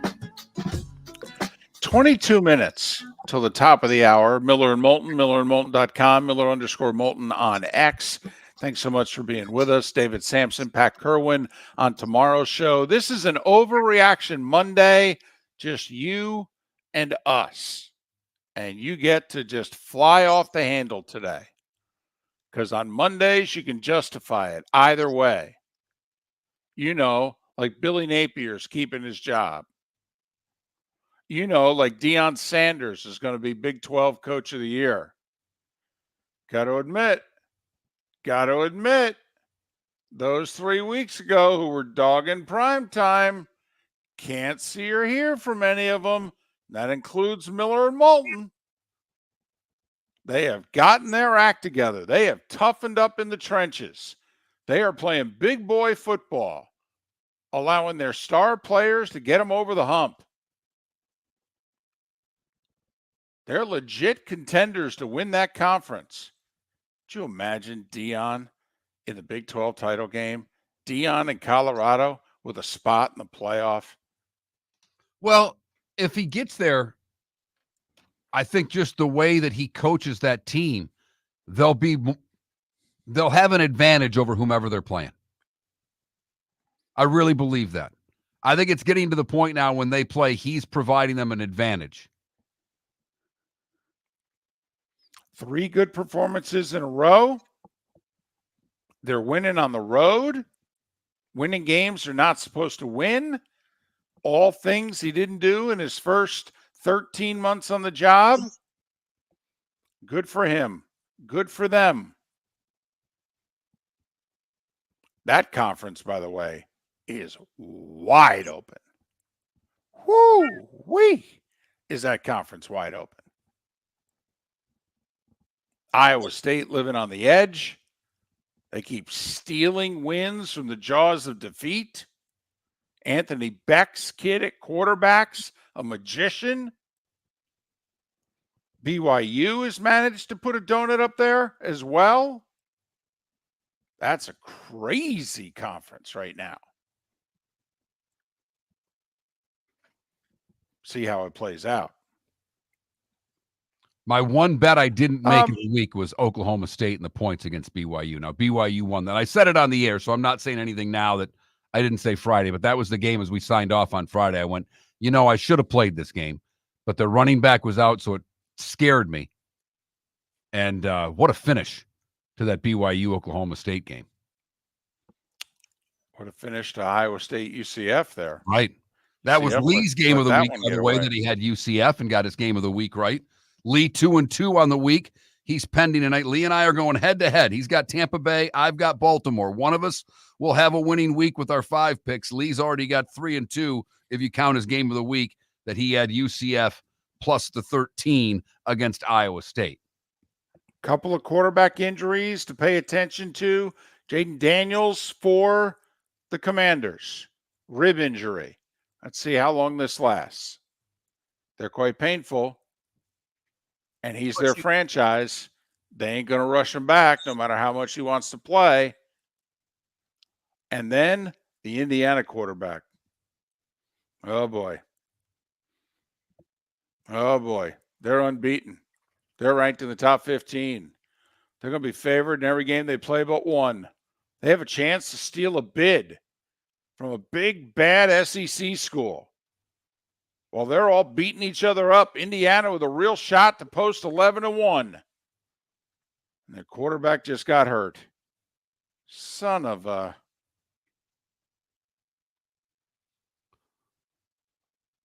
Their backups has started a few games for him last year. Yeah.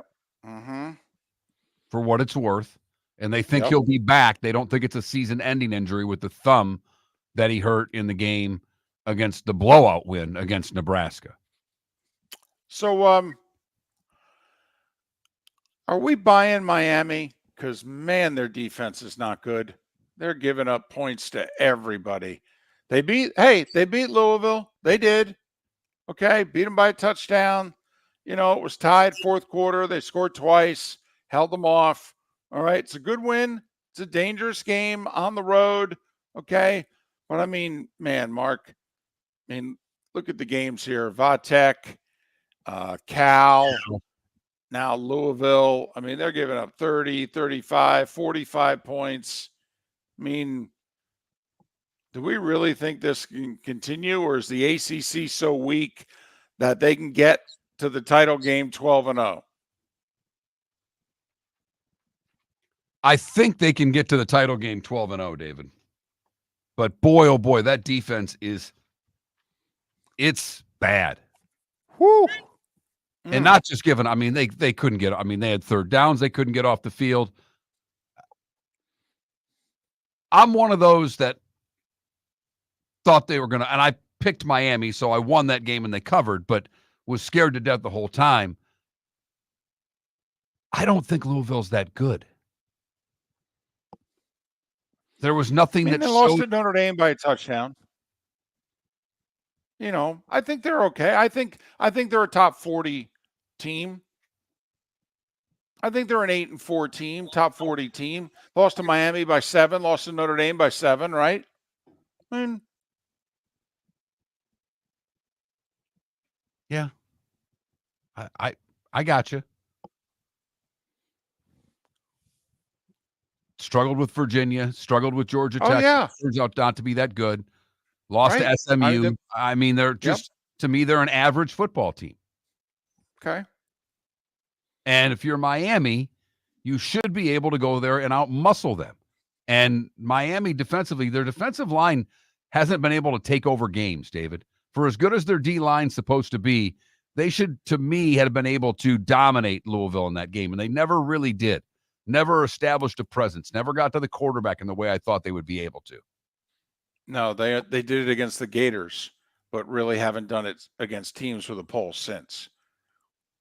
And that's why, you know, is Miami fool's gold?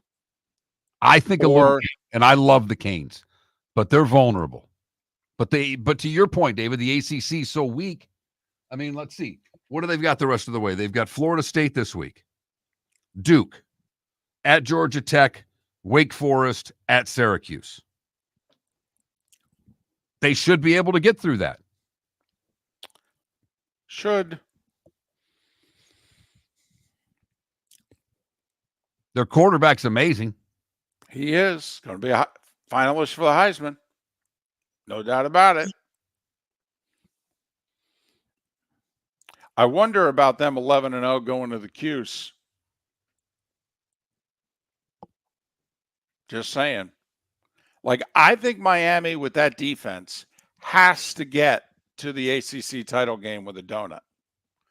Like, you know, Clemson needs to win out.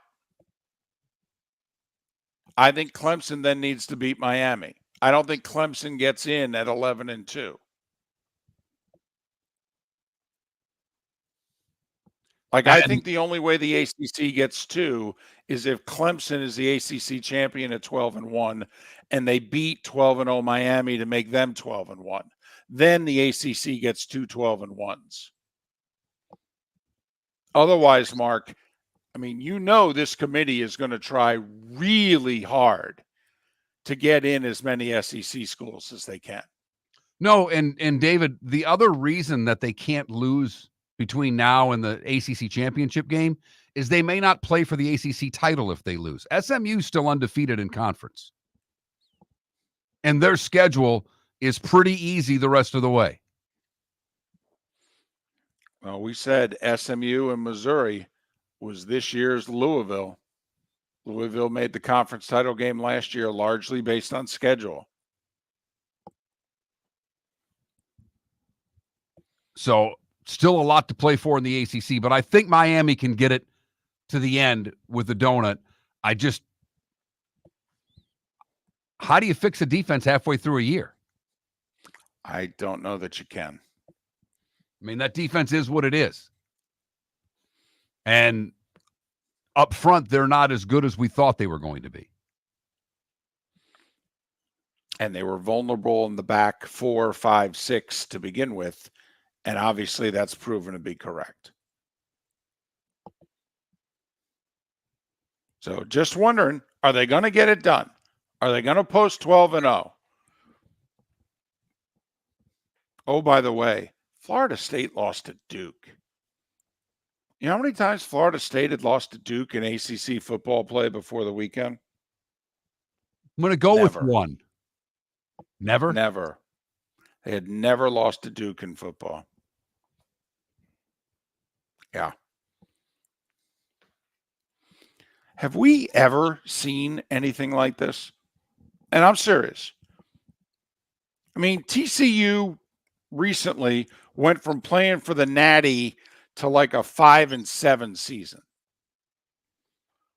Florida State was 13-0. And then the guts of the team decided to sit out the Orange Bowl. So they get shellacked by Georgia. Mark, they're going to go like 2-10.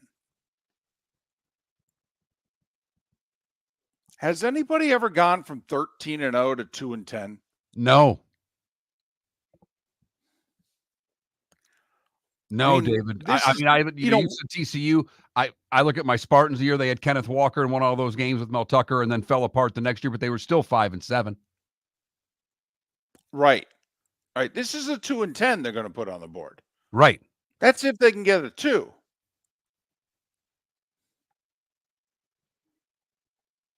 I mean, this is unbelievable. Unbelievable. And we asked Bud Elliott, hey, is this a blip?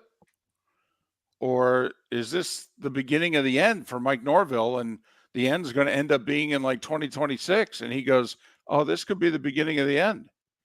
Holy mackerel. They won 19 consecutive games. 19 consecutive games.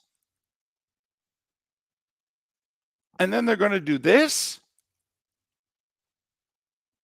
I mean, we were talking about the Jags being 8-3 and losing 5 out of 6, and then starting the year before yesterday, what, 1-5? So the Jags went 2-10. They were 8-3. They put a 14-4 stretch on the board, and then they went 2-10. That's pretty bad.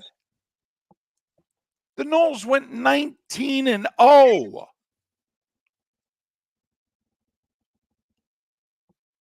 Yeah, apparently they didn't have a quarterback on campus, though.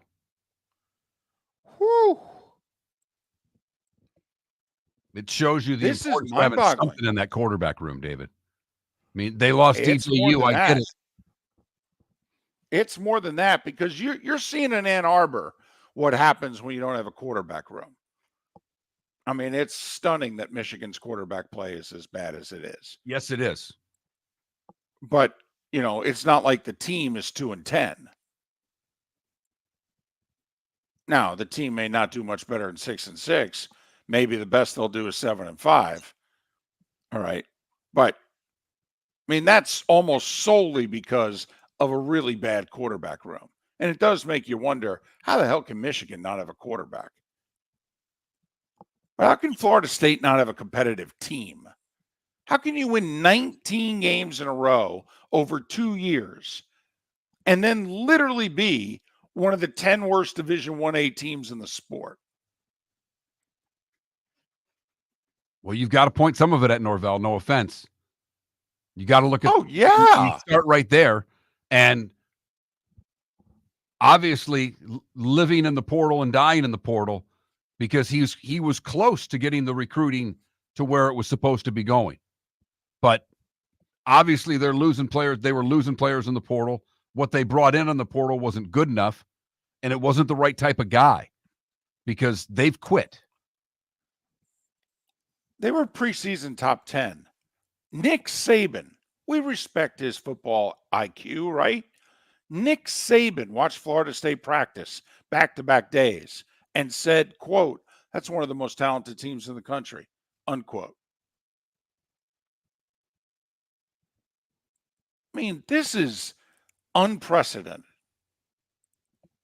I challenge anybody to find something in the area code of this. 19 consecutive wins, and they could finish last in the ACC. In the ACC. It's tough to do. Right. It is.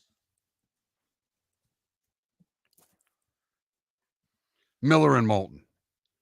If your commercial property was impacted by the devastation of Hurricane Helene or Milton, 360 Fire and Flood is here to help. Whether you've been affected by wind, water, debris, or need temporary power, our dedicated team of restoration experts is standing by to help restore and rebuild your property and your community. Call our national emergency phone number at 833-360-3334. That's 833-360-3334. Visit the website 360fireandflood.com. Be sure to tell them that you heard us right here on the Miller and Moulton Show. Gentlemen, as your wife mentioned getting new flooring, but you don't want to go through the hassle, well, go see the Floor Meisters in Naples next to Costco. They understand your time and money are important, so they'll make it as painless as possible. With a huge in-stock selection of carpet and Cortec, they can get you the floor your wife's been asking for. They carry wood, vinyl, carpet, and tile. If you do it yourself, no problem. They can handle that as well. So go see TJ at the Floor Meisters and tell them, just keeping it real. American Paint Supplies, for nearly 30 years, is your one-stop shop for all your coating needs. If you are a designer, a contractor, a professional painter, or a weekend warrior, American Paint Supplies is the place where experts go to get expert solutions. At 6100 Shirley Street in Naples off of Pine Ridge, American Paint Supplies delivers the best solutions with the best products with the best support. Meet Gene and his team today at American Paint Supplies. Call 239-566-2700. That's 566-2700 or online at AmericanPaintSupplies.net.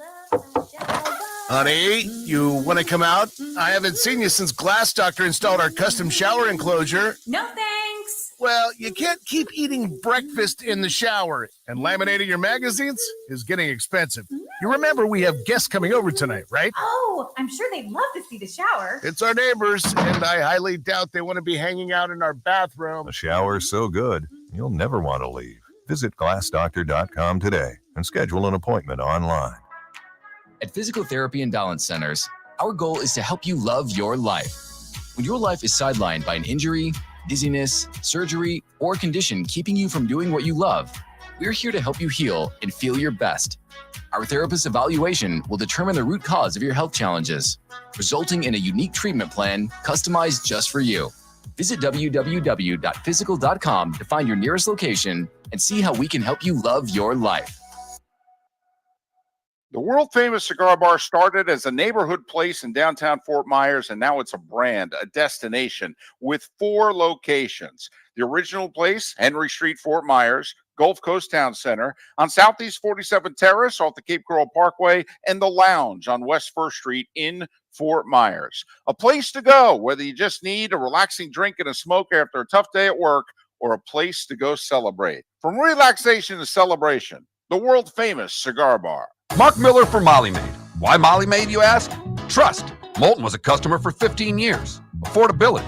Didn't I just say Moulton was a customer for 15 years? Worry-free services. Our professional house cleaners are fully insured and a 24-hour warranty. Call Molly Maids today at 239-774-5839. That's 239-774-5839 or online at mollymaid.com/FTMYERS. That's mollymaid.com/FTMYERS. This is Miller and Moulton.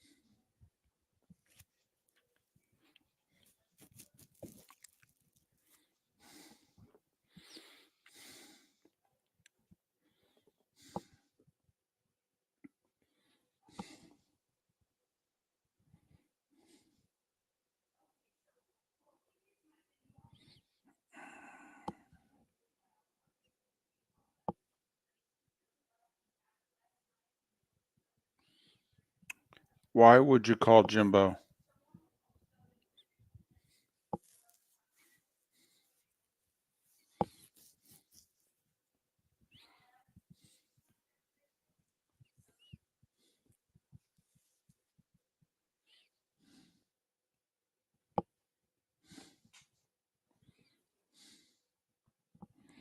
Yeah, I know. That was a while ago, though. It's a very different dynamic out there now than when he won.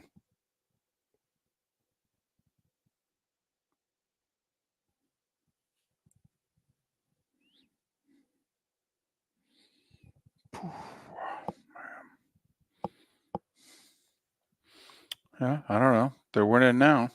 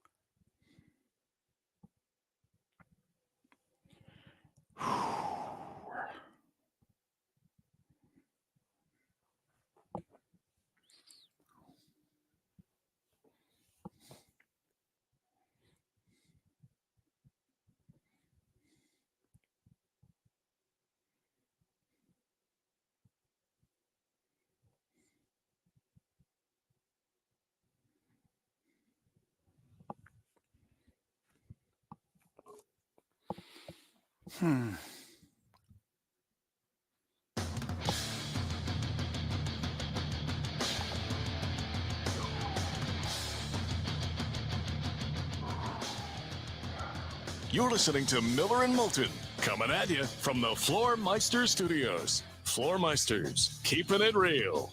And now, here's Mark Miller and David Moulton. Just past the midway point of Miller and Moulton, at least in the 239 and the 904, where the Diamond District bonus hour is an hour away. It's an overreaction Monday, just us. Miller, Moulton, and you. 21,000 the text line and the Twitch chat room, twitch.tv/Miller and Moulton. Hey, there's no wrong answers. You know, it's a poll. So you tell me, rank the SEC teams right now. Well, I guess we got to put Georgia 1. They just Well, went and you know, I mean, let's face it, Mark. Pollsters have problems with, do they just sit down and vote with who they think's the best, or do they have to justify it based on who's played whom and beaten whom? Well, I like to be able to justify it a little bit. And Georgia lost Alabama, I know, but won at Texas. That's the most impressive victory in conference thus far. So you're ranking the SEC teams. You're ranking Georgia first. Yes. Who are you ranking second? Texas. Okay. Who are you ranking third? I think Tennessee. Well, for what it's worth, that's who is ranked third now based on the AP and the coaches polls. Well, they're ranked that way in the AP poll. They're not ranked that way in the coaches poll. Tennessee's the fourth ranked team in the SEC in the coaches poll. Do you know who's third? LSU. There you go. Right now. And once again, beauty's in the eye of the beholder. There's no wrong answer. Right now, Tennessee and LSU played. Neutral field. Who do you think would win? I think today LSU would win, for what it's worth. But I think we can agree that people are going to put Georgia and Texas as the top two teams in the SEC. But we also are going to agree that the SEC is going to get more than two teams. They're going to get at least three. And a lot of people are going to pound the table for it to get four. So this beauty contest here, even though it's still October and there's a lot of wins and losses that can come about, your gut feeling right now, Tennessee and LSU played on a neutral field. who would you take? Tennessee. I'd take LSU. Okay. So there you go. So we're split 3-4. Now, A&M or Bama? I haven't even gotten to Ole Miss and Missouri. Okay. Where do you got Vandy on this list? Sorry. I like it. I like it. A&M, Bama, huh? Yeah, because they're ranked 14th and 15th. No. I'm with you. And remember, I A&M's would got say the one Alabama loss. because I have a problem. I have a soft spot for Milroe. I think he's really good. And I thought he was leading them back to a touchdown. I know he threw the pick and they lost the game. I was fully expecting him to go the length of the field and take them on that drive. So right now, if you are ranking SEC teams, you're going Georgia, Texas, Tennessee, LSU, Bama, A&M. Yeah, that sounds right. By the way, 3 more teams that are ranked: Ole Miss, Missouri, Vandy. Just so you know, there's 9 teams that are ranked, for whatever that's worth. Now remember, A&M's got 1 loss. First game of the year, Notre Dame. None in conference. That's it. None in conference. Right. LSU's got 1 loss. First game of the year. USC. Not in conference. I mean, think about that. We're looking at the conference standings. LSU and A&M have donuts.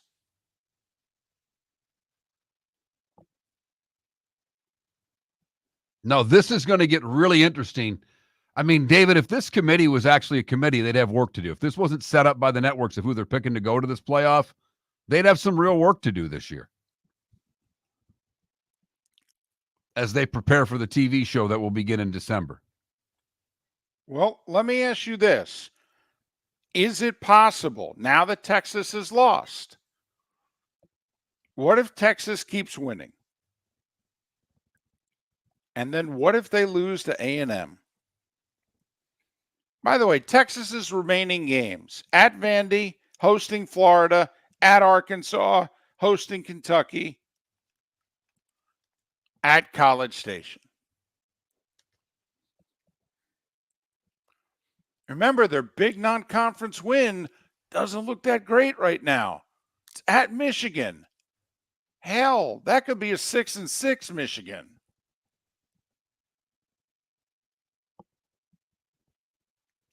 A&M and LSU this week, right?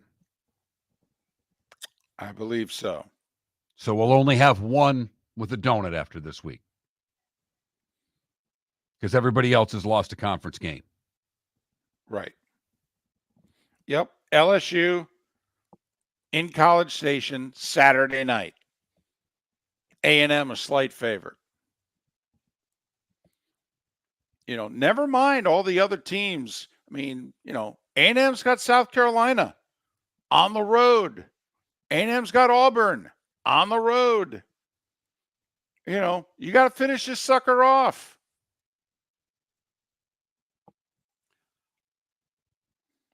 David, I think it's not going to be too long before we start discussing, is there a 3-loss team that's going to get into this playoff? I'm not saying that there will. I'm just saying that the way this is setting up with all of the top-ranked teams still yet to play so many big games, that there will be talk of a 3-loss team making the playoff. Can a 3-loss team make it if Indiana posts 11-1? Depends how badly they lose to Ohio State. What if they get whacked?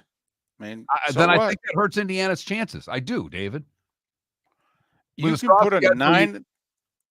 You'd put a 9-3. You think the committee, not you, because I know you would. You could look at an SEC team's schedule and say, well, look at them. They played a bunch of big boys. Yeah, they went 9-3. If Indiana played this schedule, they'd be hell bent to go 9-3. I'm putting them in. I know you could do it, but this is the committee, and they treasure the record as much as anything, unless it's an SEC versus Florida State. But 11-1 Indiana, 9-3 Alabama.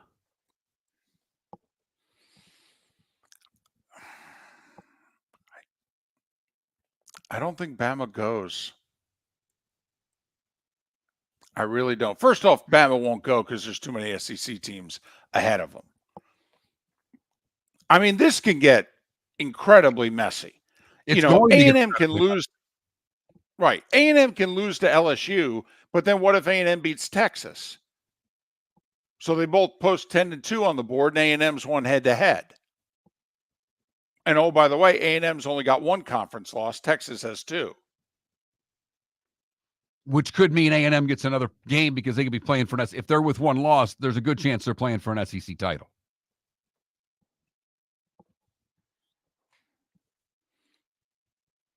Which is why, by the way, the Miami Clemson thing is fascinating. Because if the ACC is going to get 2, the Big Ten is going to get a minimum of 3. Now just do the math. 3 for the Big Ten, 2 for the ACC. Barring the unforeseen, that's 5. Notre Dame's getting in 6. Group of 5's getting in 7. Big 12's getting in 8. The most the SEC can get in is 4. Well, that's if Notre Dame can win out. Does Notre Dame lock it in with a 10-2? Not necessarily, because right now, who do we think the second loss would come to? Army. What if it comes to USC, which has done something, by the way, that no team has done since black and white television? They've led in the fourth quarter of their first 7 games of the year, and they're 3-4. That's really tough to do. But USC's managed to do it. I mean, I know the name says USC, Mark, but I mean, if Notre Dame loses their final game of the regular season to a 7-4 or 6-5 USC team, is that a playoff resume? It's not. But there are going to be so many other resumes that aren't playoff resumes either, that this committee is going to have a lot of work to do, and 10-2 Notre Dame will have as good of a shot as some of the other SEC 10-2 teams. They will. So are you mean to tell me that 12 is going to be too many? That when we get down to the end, ideally, we're going to be like, I really wish this was 8. We're going to start putting teams in right now that I don't feel good about. I don't want to put 10-2 Notre Dame in, not with their resume. I don't want to put 10-2. Here's the other thing. Tennessee's losing to Georgia. Yeah, I mean, they just are. Hey, we better have this debate now. This is going to happen every year. This isn't a one-off. It's going to get a little easier for the committee in 2 years because there'll be 2 extra spots. But this is going to happen every year, folks. Every year. Or you could have a 10-2 big boy in the SEC be no better than the 5th or 6th best team in the conference. Well, we're going to 14, so don't worry, David. We'll get them in. We had to make that. I'm just saying we should begin having these discussions now, because this is what's going to be on the table in a month, and there's no sense being shocked by it. Miller and Moulton on an overreaction Monday. MillerandMoulton.com. Thanks for being with us. Visit Jason and Todd at the the Diamond District. Jason and Todd at the Diamond District believe in celebrating love with craftsmanship that stands the test of time. That's why they're excited to bring you America's top bridal designer, Takori. From October 25th through the 27th, discover the entire Takori collection, where handcrafted artistry meets bespoke designs. Each piece is thoughtfully created with meaningful details, representing the moments that mean the most. At the Diamond District, you'll explore timeless designs that capture the essence of elegance. Each Takori ring is as unique as your love story. Pair your Takori ring with one of our stunning GIA certified diamonds and take advantage of 2 years interest-free financing. Join the Diamond District Friday, October 25th through the 27th for this exclusive event. Takori, where every detail is crafted to be unforgettable. Jason and Todd look forward to shaking your hand and welcoming you to their Diamond District family. Visit Jason and Todd at the Diamond District. American Paint Supplies, for nearly 30 years, is your one-stop shop for all your coating needs. If you are a designer, a contractor, a professional painter, or a weekend warrior, American Paint Supplies is the place where experts go to get expert solutions. At 6100 Shirley Street in Naples off of Pine Ridge, American Paint Supplies delivers the best solutions with the best products with the best support. Meet Gene and his team today at American Paint Supplies. Call 239-566-2700. That's 566-2700 or online at AmericanPaintSupplies.net. Gentlemen, as your wife mentioned getting new flooring, but you don't want to go through the hassle, well, go see the Floor Meisters in Naples next to Costco. They understand your time and money are important, so they'll make it as painless as possible. With a huge in-stock selection of carpet and Cortec, they can get you the floor your wife's been asking for. They carry wood, vinyl, carpet, and tile. If you do it yourself, no problem. They can handle that as well. So go see TJ at the Floor Meisters and tell them, just keeping it real. This is Miller and Moulton.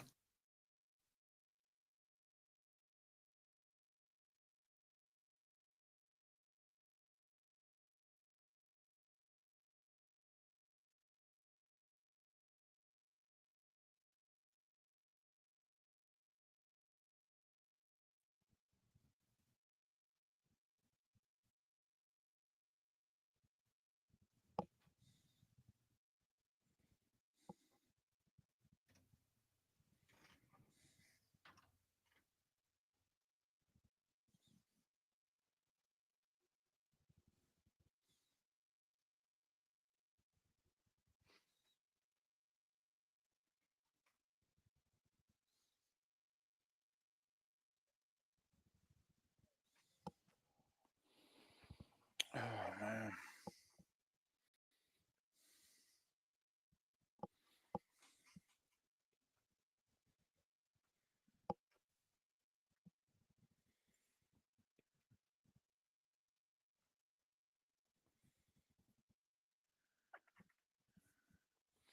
Yeah, the problem is there's no longer Big Five conference champs, so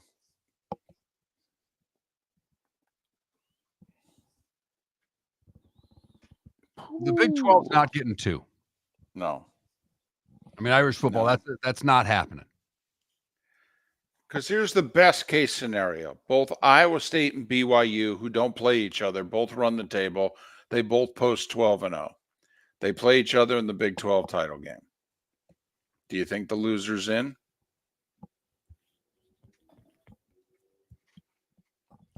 It's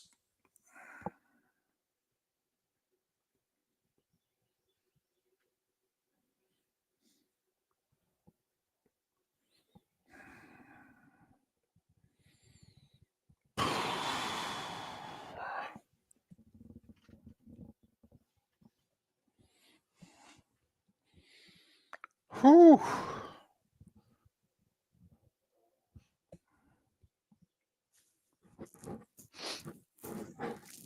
Forget if they get 5, Despicable D. Okay, let's give them 4.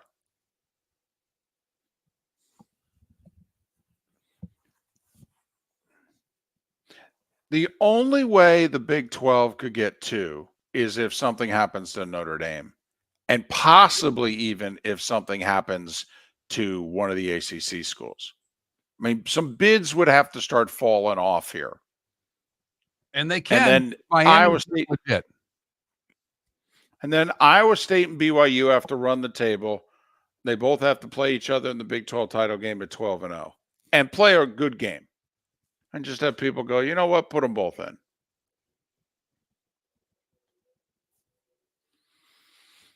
Oh, man. Struggle. Yeah. Yep. This is what happened 4.5 years ago. You figure just sitting here, it wouldn't be that hard. But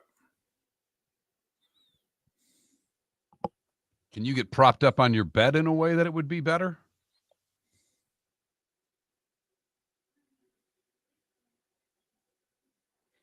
Not good enough, fam. Not good enough.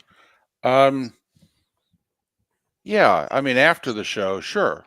It'll get better after the show. Well, I mean, during the show to get your body in a No. position that's a little more comfortable. No, I can't. The cord won't reach, and no.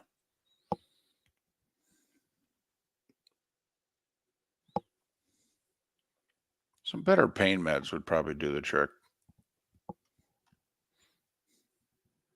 Tell him. Believe me, the request has been made.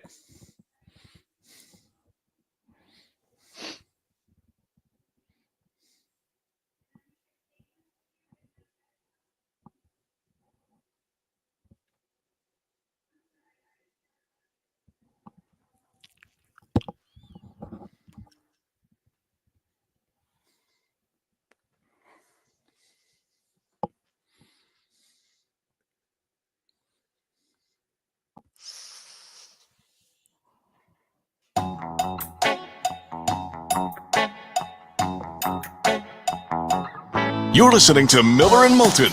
And now, here's Mark Miller and David Moulton. Miller and Moulton coming at you from the Floormeister Studios. Floormeisters, keeping it real. Normally, I'm on site for a Monday Night Football game, but I had surgery on Friday. Had a rod inserted to replace my humerus. And by the way, a new humerus, not funny. Not funny. Don't go there. Humerus connects the shoulder to the elbow, by the way. So I don't know. Could be a little while. Could be a little while. This is one of those 10 to 15 day ILs, but you know how it works. It's kind of like when somebody pulls a hamstring, they put them on one of those 10 to 15 day lists, and you're like, yeah, that sucker ain't coming back in 10 to 15 days. That's a 4-week thing right there. So we'll see. This isn't a hockey injury, then. It's not an upper body injury. That's a lower body injury. You know what? And I'm a lot tougher than I look. All right.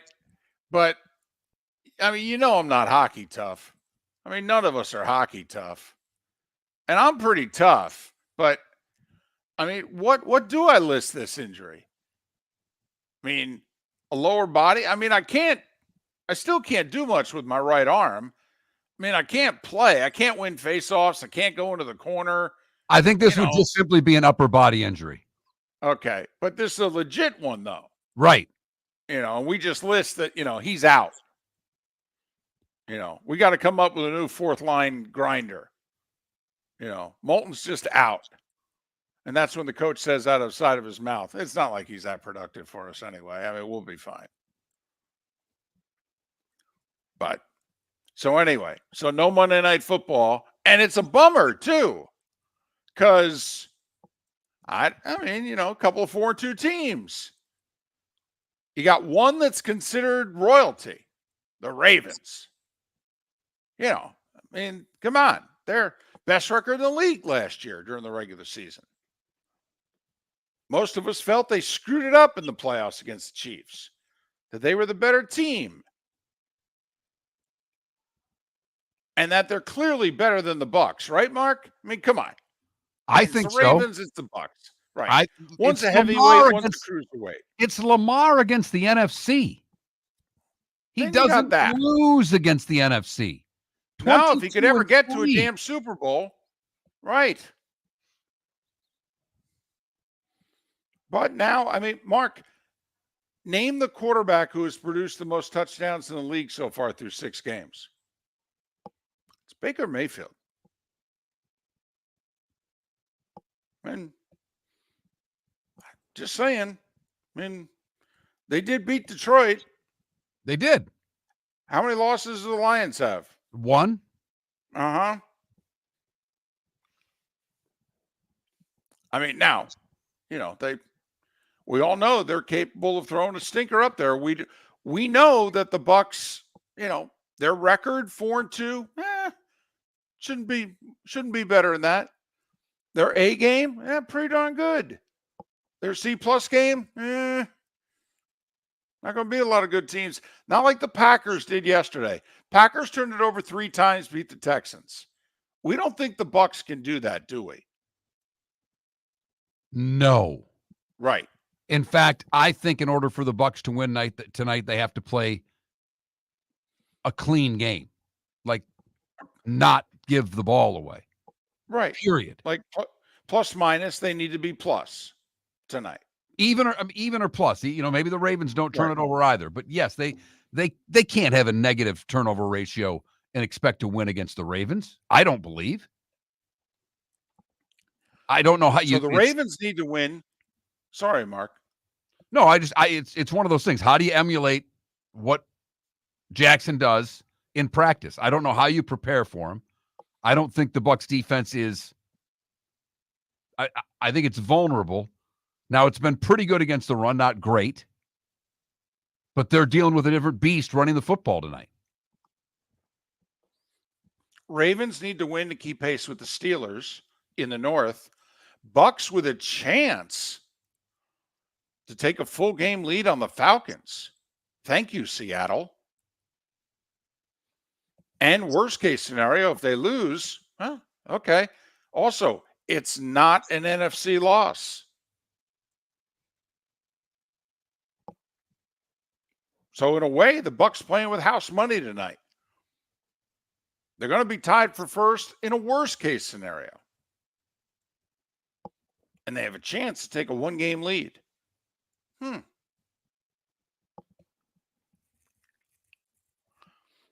Don't you think if the Bucks win, they win a shootout? Yeah, because I think that's the only way to beat the Ravens is when their defense becomes suspect. And, I think Godwin has to have another monster night. I think he's the key to their offense. I know Evans is their best receiver, but Godwin makes them go. Like, I know Todd Bowles wouldn't sign up for this, but if I was Tampa Bay, I'd sign up defensively for 28 tonight. I really would. I know that's a touchdown a quarter. I get it. But I would sign up for 28, and I would turn to Baker and the boys and say, guys, you got to get to 30. Know it going in. You got to get to 30, 30, 31, 34, 35, whatever it is. Just know you got to get there. I'm holding them to a touchdown a quarter. I'm holding them to 28. You got to get to 30. Would you take that? I don't think. I'd love it. You to say 25. I know you would, but come on now. This is the Ravens. They're a very good team. know. They've won 4 in a row. They got their act together. They're humming. You're probably right. So would you take it going in? And the reason I would take it, Mark, is I'm afraid they're going to get to 31, 34, 35. To be brutally honest. That's what I'm afraid of tonight. It's why I'm taking 28. Because the other thing that I believe, if it's 28, then I think I got the ball mid-fourth quarter down 28-24 with a chance to steal this sucker. It's another reason why I'm taking 28. That's a lot of points to me. If the Ravens get to 28, they typically win. Mm-hmm. Yes.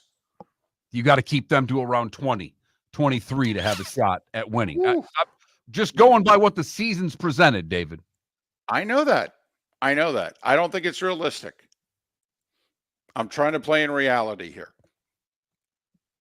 That if I'm Todd Bowles, I'm going into this game thinking, I got to get to 30, 31. And I might as well figure that into some of my fourth down decisions and what have you. Honestly, I got to score some points tonight.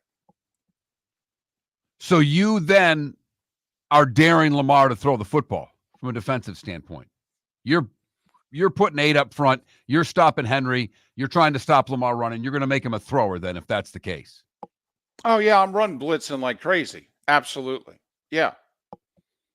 And they're probably going to get me a couple times. But, I mean, I think Tampa Bay's shot is the Detroit-Minnesota game from yesterday. 31-29. I think that's Tampa's best shot. That Baltimore plays a B-plus game, and you got to play an A game. And if that's the case, you got to get to 30 and try to steal this sucker late. See what the Bucs line can do against the Ravens to give Baker the time he needs to find the open receiver. Played much better last week. Ravens a 3.5-point favorite. Over under 50.5. Basically, Vegas says this is 27-24 Baltimore.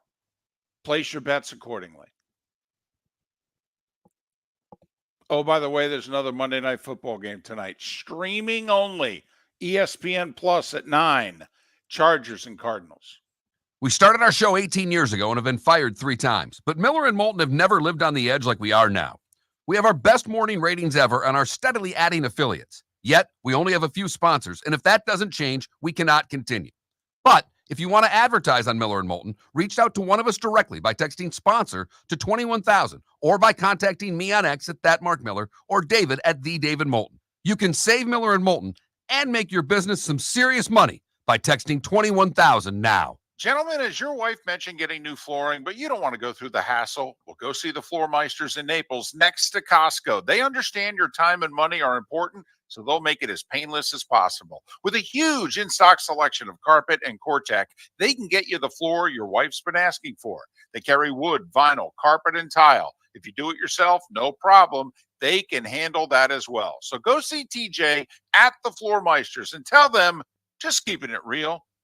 The Cape Coral Police Department is growing. They are currently looking for police officers and are offering a $10,000 signing bonus to newly hired officers. If you desire a career in law enforcement, or if you are already in law enforcement and thinking about making a move to a better agency, think Cape Coral Police Department. If you're looking for a police department that is committed to excellence, that invests in the highest level of training, state-of-the-art equipment, and some of the highest compensation in all of Southwest Florida, then the Cape Coral Police Department is for you.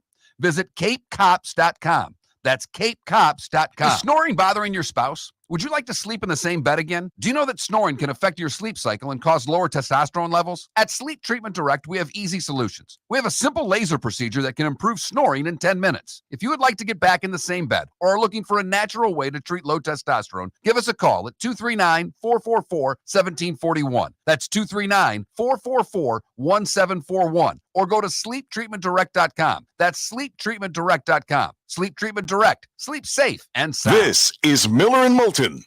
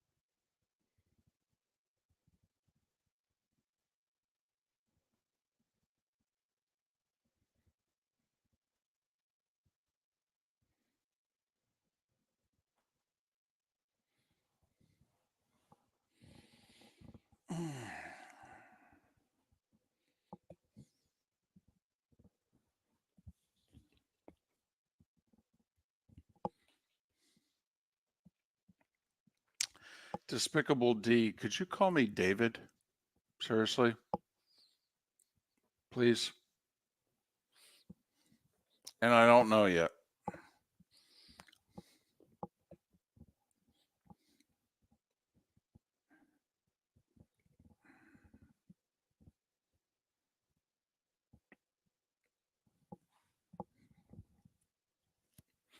No, it's okay.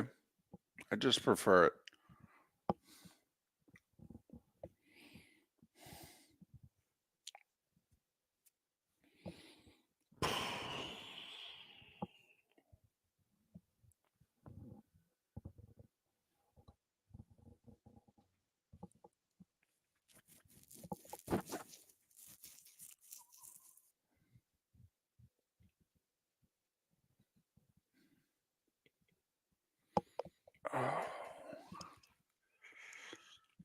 Sleeping spotter, we did.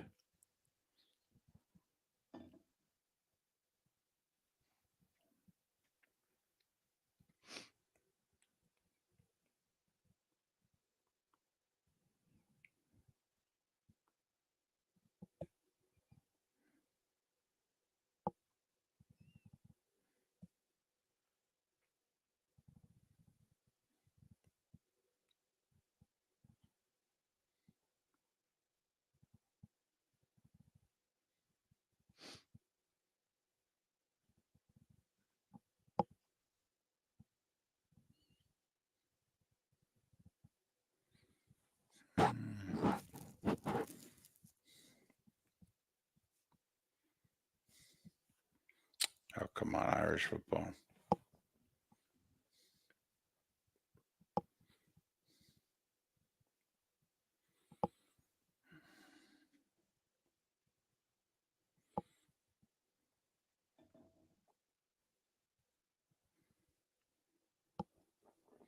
Well, Bonds didn't hit into the postseason until like 2002. He had like 10 years where he didn't hit in the postseason.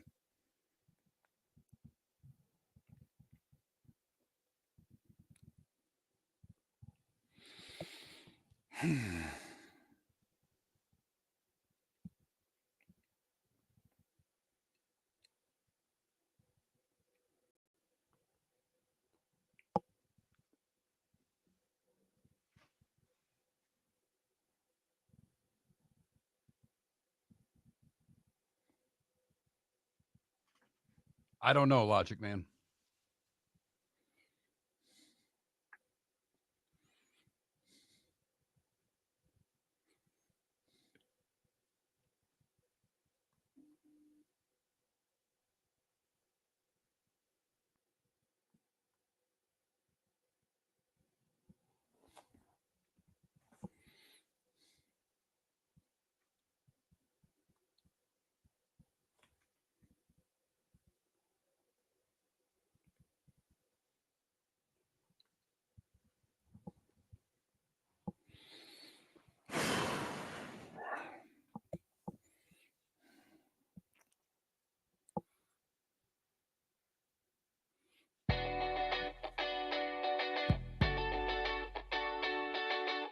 You're listening to Miller and Moulton. And now, here's Mark Miller and David Moulton. 22 minutes till the top of the hour, till the Diamond District bonus hour. Miller and Moulton, millerandmoulton.com, Miller_Moulton on X. David Sampson, Pat Kerwin, amongst those scheduled to join us tomorrow. So it's one thing, Mark, for you and I to say, hey, this is coming. Be ready for it. Because when it hasn't arrived yet, people go, yeah, whatever. Okay. Well, Michigan's 4-3. They're going to lose a few more games. Still have they host Oregon and Ohio State on the schedule. Right.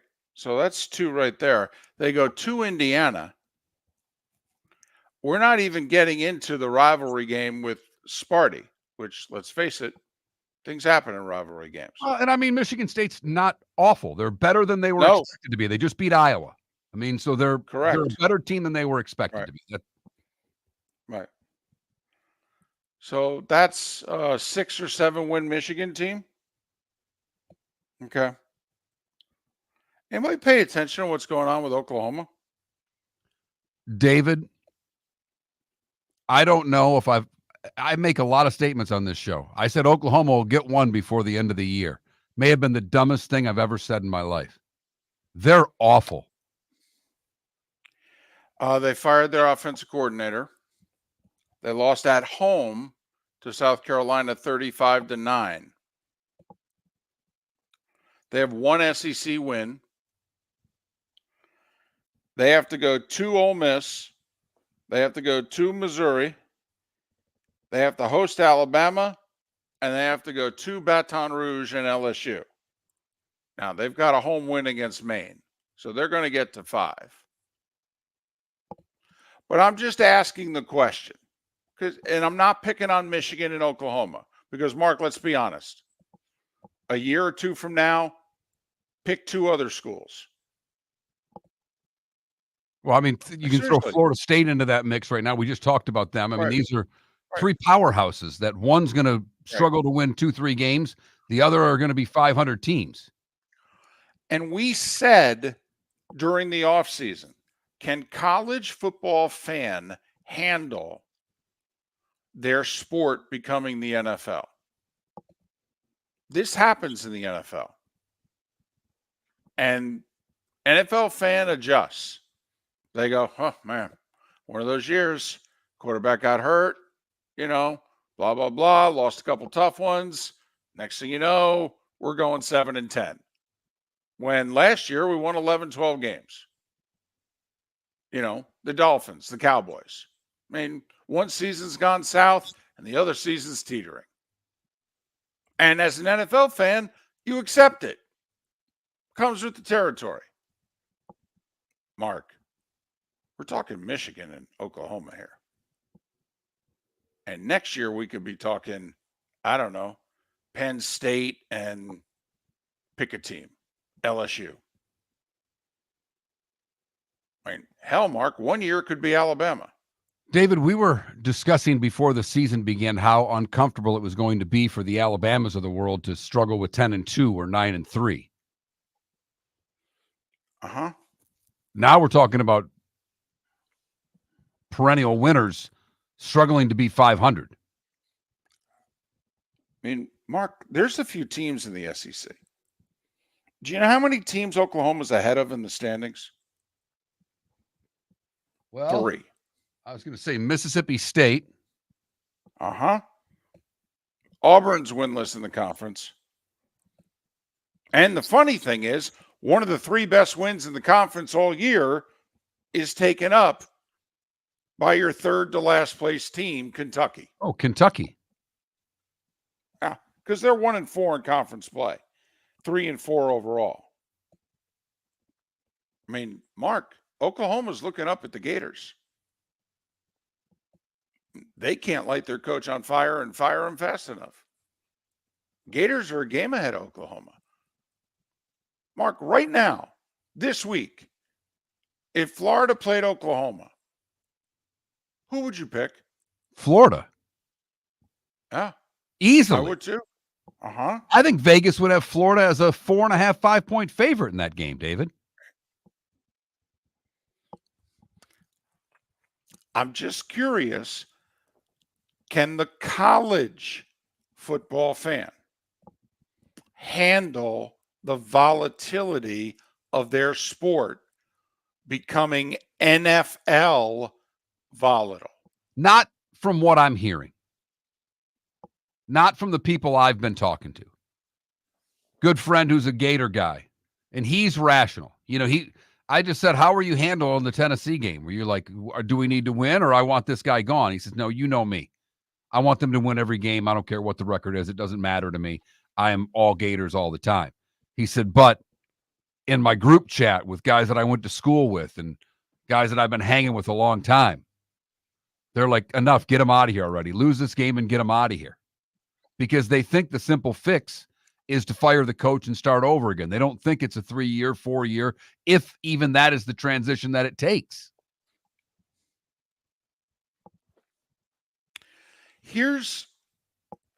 We had a discussion during the offseason about an SEC program. There was a fan that jumped in the Twitch chat room. They were an Arkansas fan.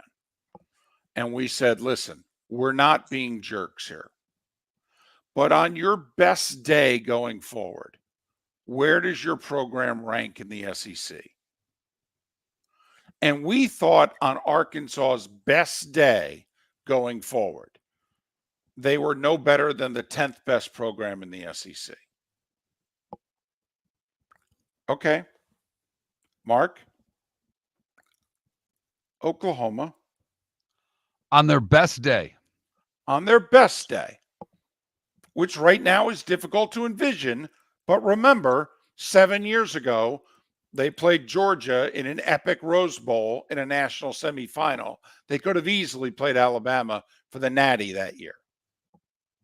Okay, it wasn't that long ago that Oklahoma was in the upper echelon of the sport. But programs that are consistently better than Oklahoma going forward. Texas, Georgia, Alabama. Which, by the way, think about that. I mean, for most of the last 20 years, Oklahoma would have slapped somebody who said Texas. They would have said, what are you, nuts? Are you not paying attention? Yeah, Texas had a couple of great years, but are you not paying attention to what we've done? Texas isn't better than us. I don't know how much past success has anything to do with where we are right now. Right. Not in the portal NIL world. What you did 5 years ago is nice. It's cute, but I don't know how much it matters today. Programs that right now, Oklahoma has its act together. Program fill in the blank has their act together in the SEC. How many programs is Oklahoma behind? You say Texas, you say Georgia.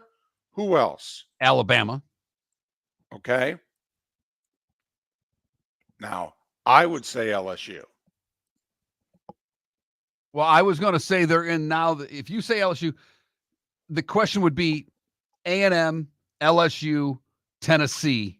You know, where do they stack up against those teams? And I think that they're relatively equal. Okay. And I would put LSU at the top of that little collection of 4 schools. I think they've earned it. And quite frankly, LSU can get their hands on talent year in, year out. You can't set up the rules, okay, legal or otherwise, that LSU can't compete. It's not possible.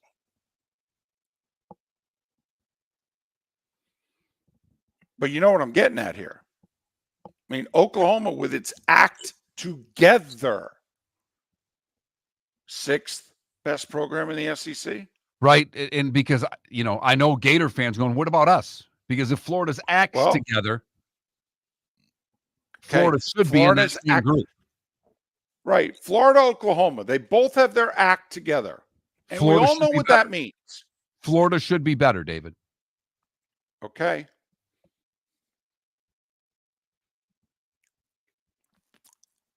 Now, Michigan. How many schools should Michigan ever take a backseat to year in, year out? One. The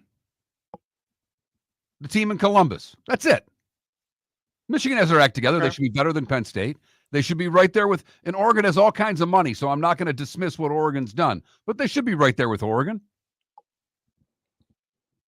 I got to admit, I think USC is a giant. USC with its act together, I think USC is a better program than Michigan. They can get their hands on more talent.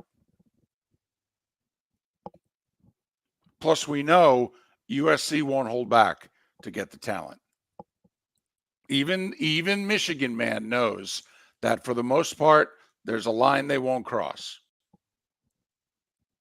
Yeah, that line got blurred the last couple of years, David. They don't care. They sold their soul to win a natty. They do it again. And they have no problem with it either.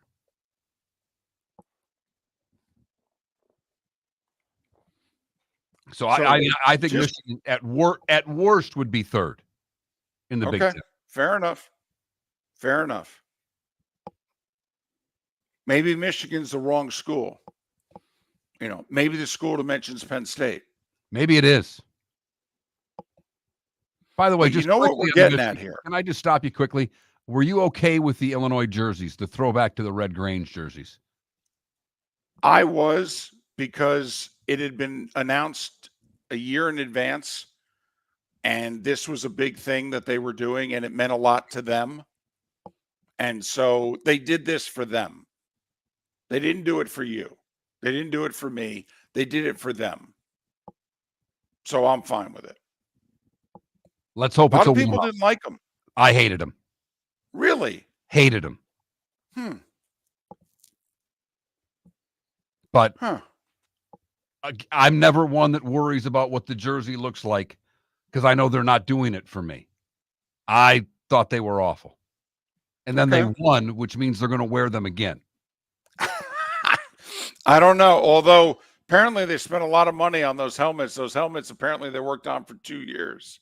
So maybe they will break them out again. But because they did it for themselves, they were honoring themselves. They were honoring their history. Greatest player in their history. Arguably greatest moment in their football history. Yeah, I liked it, actually. And besides, Michigan looks so damn good. Yeah. Those unis are great. Let's hope Indiana, by the way, can maybe sell out a game now that they've have the record that they have, because there was a lot of pockets of seats in the game that I watched. And that wasn't late in the game when they were already blowing out Nebraska. It was early in the game. That bummed me out a little bit. Thought a big game on campus, be a packed house. Looked like there was a lot of vacant seats.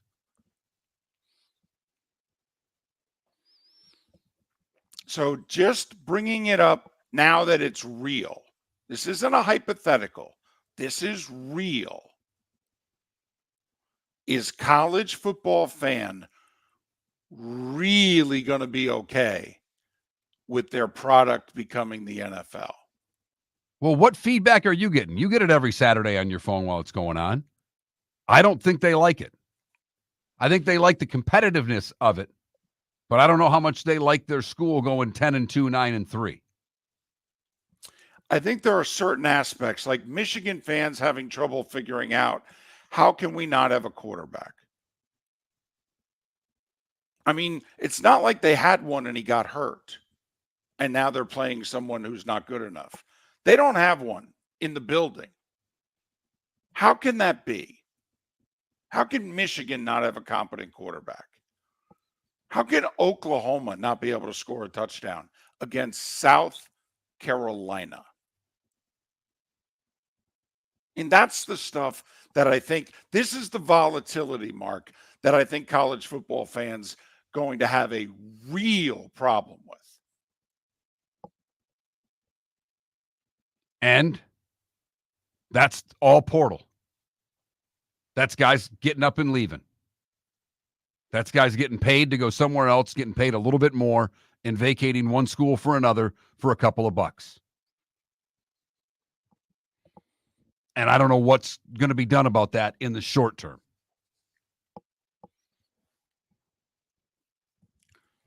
Miller and Moulton. So just wanted to bring up the volatility. Army, Navy, Indiana, BYU, Iowa State, all unbeaten, all awesome. Michigan, Oklahoma, struggling to be bowl eligible. What? USC also. Miller and Moulton. American Paint Supplies, for nearly 30 years, is your one-stop shop for all your coating needs. If you are a designer, a contractor, a professional painter, or a weekend warrior, American Paint Supplies is the place where experts go to get expert solutions. At 6100 Shirley Street in Naples off of Pine Ridge, American Paint Supplies delivers the best solutions with the best products with the best support. Meet Gene and his team today at American Paint Supplies. Call 239-566-2700. That's 566-2700 or online at AmericanPaintSupplies.net. Wine glasses never fall over until you get a brand new rug. Oh no! Ketchup bottles act normal till you're wearing a new shirt. Oh, you kidding me? And rocks slide peacefully on the road till the day you get a brand new windshield. Then they fly up off the road and attack without mercy. That's why new windshields from Glass Doctor come with our windshield protection plan. Unlimited repairs and one replacement for 12 months. Don't just fix it, protect it. Glass Doctor, a neighborly company.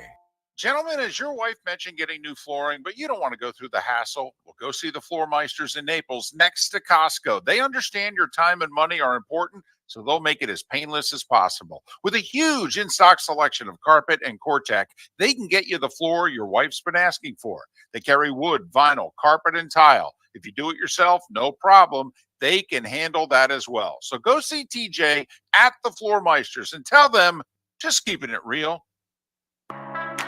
At Physical Therapy and Balance Centers, our goal is to help you love your life.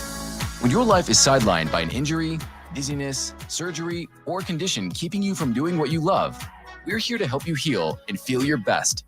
Our therapist's evaluation will determine the root cause of your health challenges, resulting in a unique treatment plan customized just for you. Visit www.physical.com to find your nearest location and see how we can help you love your life. The world-famous cigar bar started as a neighborhood place in downtown Fort Myers, and now it's a brand, a destination, with 4 locations. The original place, Henry Street, Fort Myers, Gulf Coast Town Center, on Southeast 47th Terrace off the Cape Coral Parkway, and the Lounge on West 1st Street in Fort Myers. A place to go, whether you just need a relaxing drink and a smoke after a tough day at work, or a place to go celebrate. From relaxation to celebration, the world-famous cigar bar. Mark Miller for Molly Maid. Why Molly Maid, you ask? Trust. Moulton was a customer for 15 years. Affordability. Didn't I just say Moulton was a customer for 15 years? Worry-free services. Our professional house cleaners are fully insured and a 24-hour warranty. Call Molly Maids today at 239-774-5839. That's 239-774-5839 or online at mollymaid.com/FTMYERS. That's mollymaid.com/FTMYERS. This is Miller and Moulton.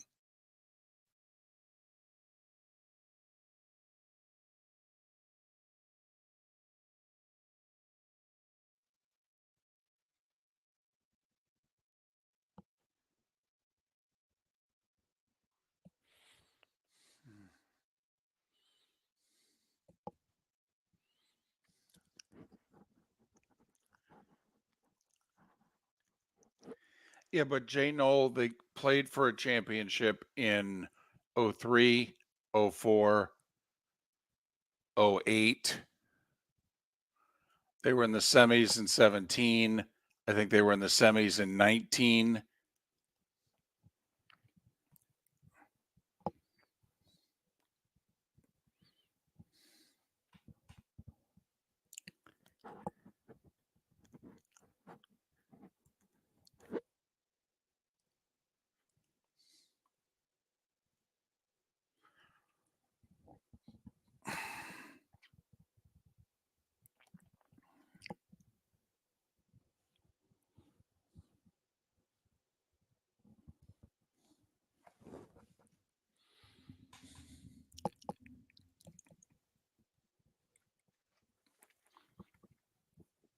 Yeah. K-ball. Portnoy said he paid $3 million every year so that Michigan never has the quarterback situation that they have this year.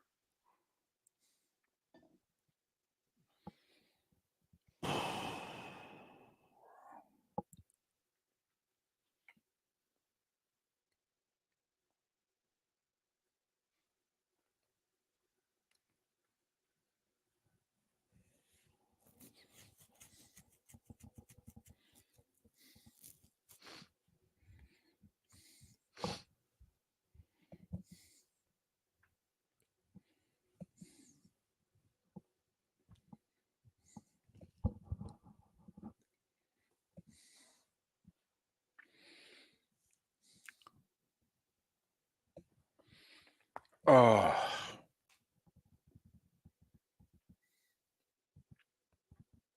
So does the Big 12, don't they? Or top 11?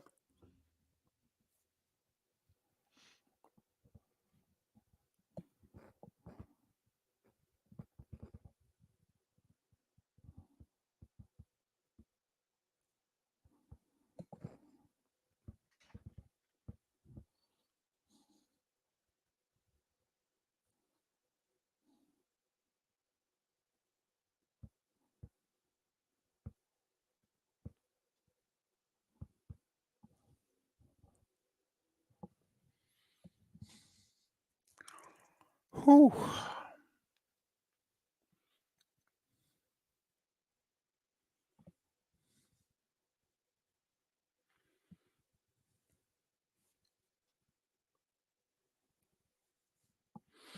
Irish football. Remember, he grew up in Michigan. He did Big Ten games for 15 years before he went to CBS. He went to Purdue. Brad and Gary cut their teeth on Big Ten football.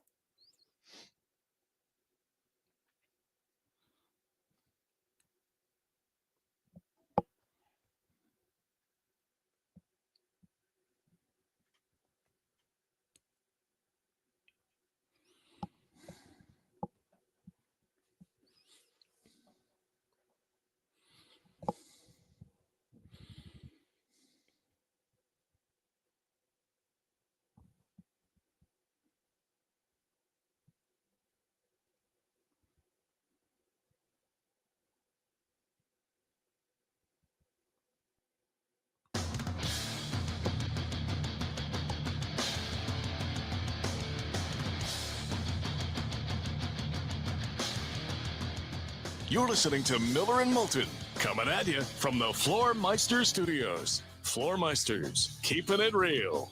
And now, here's Mark Miller and David Moulton.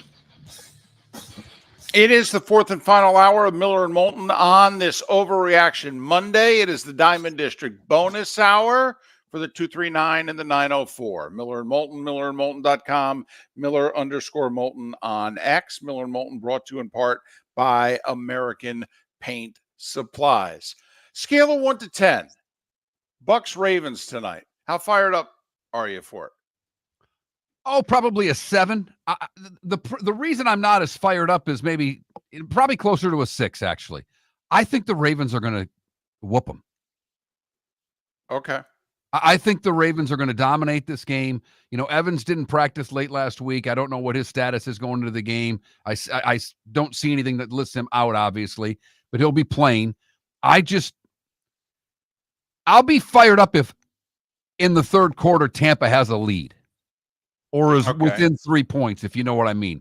I just don't see Tampa being able to go toe-to-toe with this Raven team. If they can, I'll be fired up. So I'm going in with bad attitude towards Tampa, if you know what I mean. Fair enough. How fired up are you for Yankees-Dodgers? I'm pretty fired up. I got to be honest.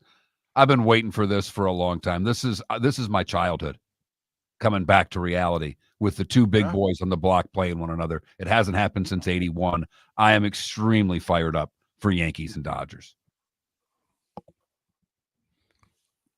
I am too. And obviously, I would have loved to have seen the Mets in there. I mean, listen, nobody's as fired up as Fox. They're not. They didn't. Well, Major League Baseball is fired up as, Yeah. Manfred fired up as Fox. Yeah. I'm wondering though, with all the stuff, I mean, man, Manfred's got issues. He's got the regional cable channels, and here's the irony of it. These two have their own channels. They want no part of Major League Baseball solution. No part of it at all. They're like, yeah, celebrate our World Series all you want, but we ain't going with your solution, Rob. No chance, and ain't never going to happen. Not only that, by the way, we're each spending $300 million. Hell, Ohtani's technically only $2 million a year because we're deferring 68.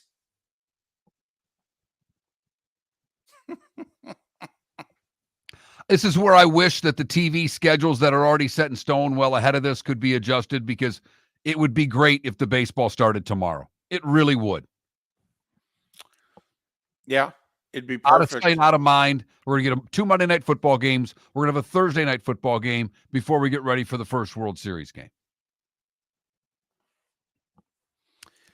And in an ideal world, and obviously they couldn't do it because in theory the Mets and the Dodgers could have gone 7 and they could have been playing tonight, so you couldn't have had the World Series start on Tuesday. And we know that these things are etched in stone far enough in advance that unless the Yankees and the Dodgers were going to do it in sweeps, these series were starting when they're starting, which is Friday. I got to admit, I'm pretty fired up. Obviously, bummed my team didn't get there, but I also know my team was not the better team. Okay. So, I mean, two best teams in their respective leagues, yet both flawed. I mean, and the fact that it's a best of 7, this ain't a Super Bowl. I mean, everything could happen in this series. Everything. For goodness sakes, the Dodgers could have 2 or 3 of their games, Mark, in the World Series be bullpen games. And I really don't know if the Yankees have confidence in more than 3 of their starting pitchers. David, is there a lead that's safe in this series, if you know what I mean? With the bats that come to the plate, is there a lead that's actually safe? No. That's the part of this series that has me fired up. Is that any lead could be caught when you got the bats that are coming on both sides.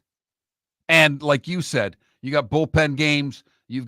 Now, we've seen the bullpen arms look great. We've also seen them be very vulnerable. And that changes by the night.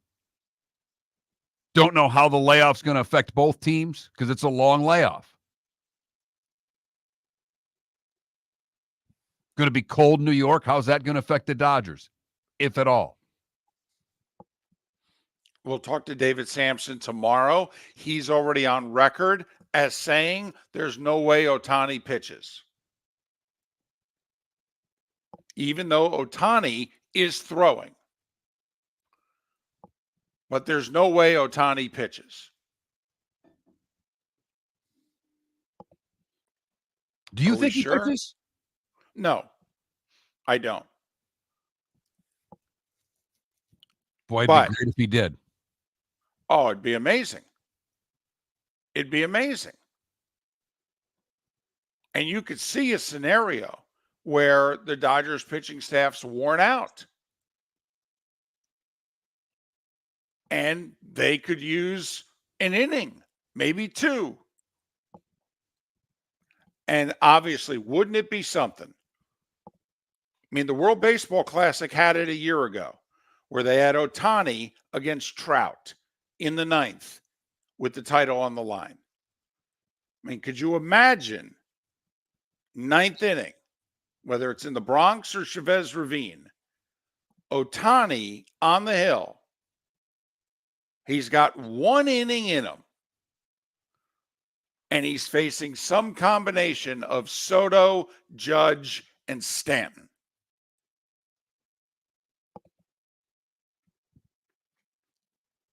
Can't dream up much better than that. It's right out of Central Casting. And if you're trying to win a World Series, I mean, once again, since 1988, since the Reagan administration, how many World Series have the Dodgers won? One. Uno. The Marlins have won 2.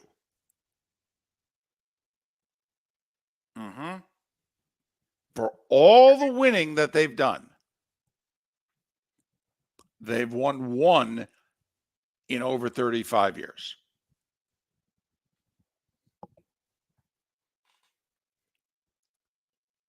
Miller and Moulton.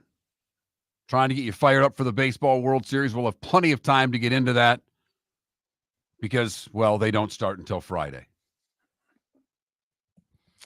This helps the Dodgers, too, to me, because Freeman gets a few more days to rest. Yes. Yeah. For those that aren't paying attention, Freddie Freeman only played 2 of the 6 games of the Mets series. He sprained his ankle late in the regular season, re-sprained it early in the playoffs. Yes. He gets 4 more days of rest and treatment. And obviously, you can DH him if you have to. But they say because of that ankle, he's lost a lot of power. So we'll see how much, if at all, he plays. But I hope the rest does enough to get him into the lineup. Probably the only negative I have going into the series because one of the best players is not going to be 100% while everybody else seems to be relatively healthy.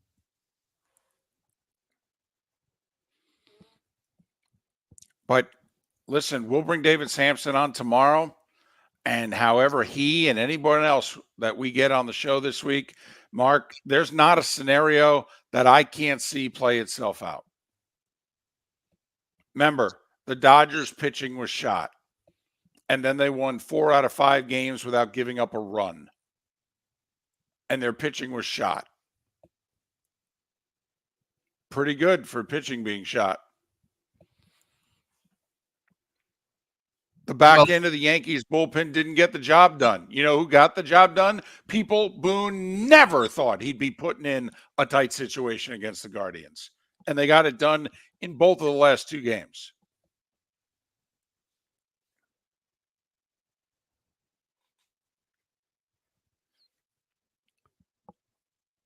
And I'm with you. There's so many different ways these teams can win and lose these games. Yeah. There's no, what's the guarantee? I mean, Cole is a starter. What are the guarantee good pitching games you're going to get from either side?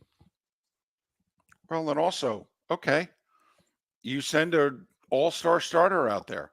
Look at who you're facing. I mean, if Freddie Freeman plays, that's 3 Hall of Famers batting first, second, and third for the Dodgers to start the game. And realistically, that's also 3 Hall of Famers who you're having to go through in the 8th or 9th to try to seal the deal. And then obviously you got this whole Soto Judge conundrum, and Giancarlo Stanton in October is a different guy. That right there is a fact. Stanton has become a monster in October.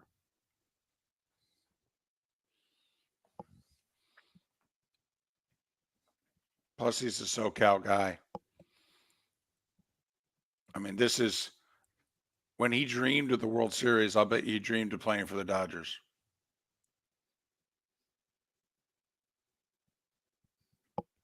I am on a scale of 1 to 10. I'm between an 11 and a 13 for the World Series. I took it for granted as a sports fan. I was 11, 12, 15 when they met in the World Series 3 times in 5 years. And they've done all this winning. And for all the times that the Yankees were in the World Series, and they haven't played the Dodgers in 43 years. I mean, it's stunning. For all the winning these 2 teams have done.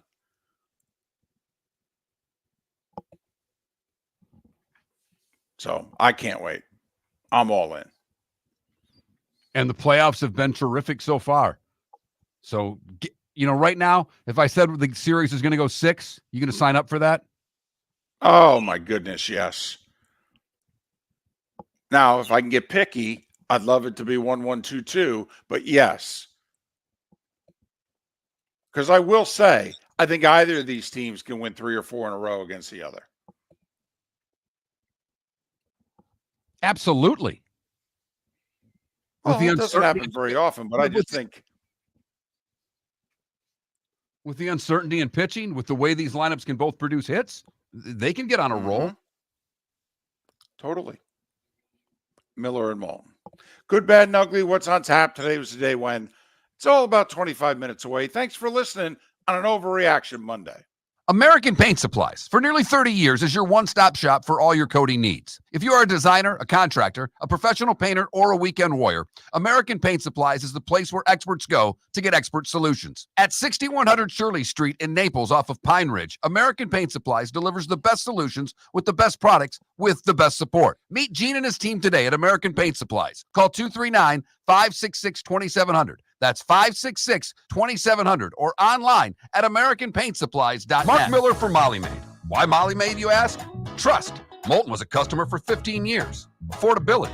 Didn't I just say Moulton was a customer for 15 years? Worry-free services. Our professional house cleaners are fully insured and a 24-hour warranty. Call Molly Maids today at 239-774-5839. That's 239-774-5839 or online at mollymaid.com/FTMYERS. That's mollymaid.com/FTMYERS. The Cape Coral Police Department is growing. They are currently looking for police officers and are offering a $10,000 signing bonus to newly hired officers. If you desire a career in law enforcement, or if you are already in law enforcement and thinking about making a move to a better agency, think Cape Coral Police Department. If you're looking for a police department that is committed to excellence, that invests in the highest level of training, state-of-the-art equipment, and some of the highest compensation in all of Southwest Florida, then the Cape Coral Police Department is for you. Visit capecops.com. That's capecops.com. Gentlemen, as your wife mentioned getting new flooring, but you don't want to go through the hassle, well, go see the Floor Meisters in Naples next to Costco. They understand your time and money are important, so they'll make it as painless as possible. With a huge in-stock selection of carpet and Cortec, they can get you the floor your wife's been asking for. They carry wood, vinyl, carpet, and tile. If you do it yourself, no problem. They can handle that as well. So go see TJ at the Floor Meisters and tell them, just keeping it real. This is Miller and Moulton.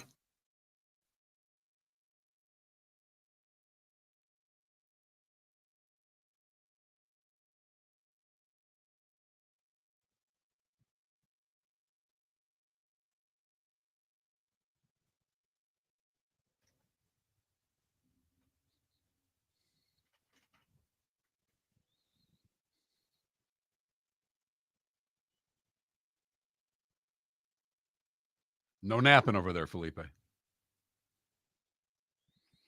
I'm thinking about something.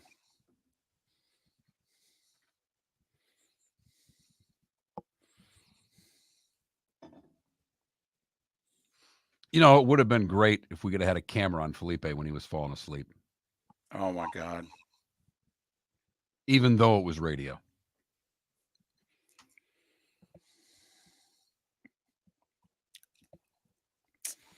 He had one time too. He had his head back with his mouth open.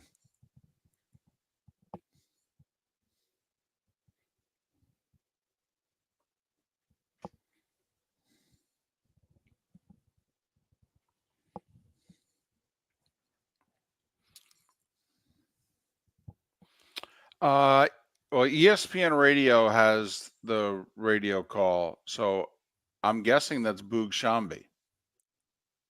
Is that the A team? It's not Ravitch, Perez, and Kirkchin. That's the B team. I think it's Boog Shambi. Okay. I hope it is.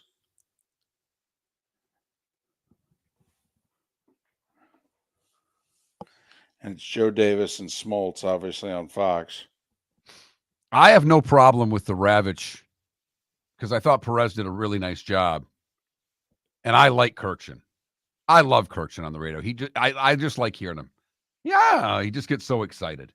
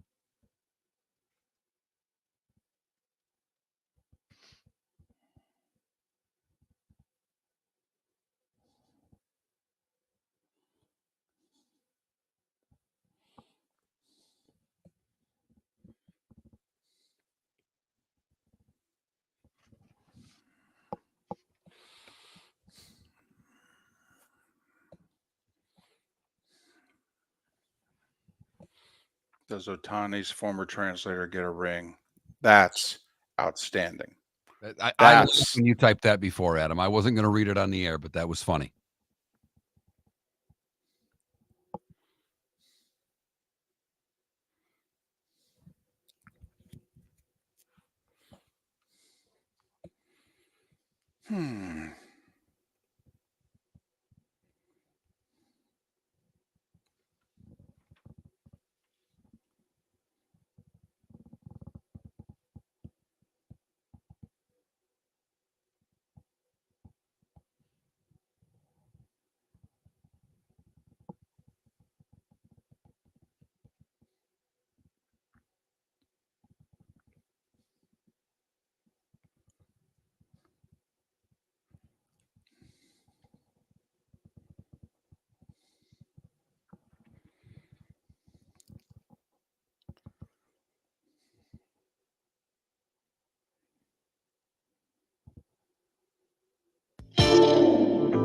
Welcome to the bonus hour, brought to you by Jason and Todd at the Diamond District.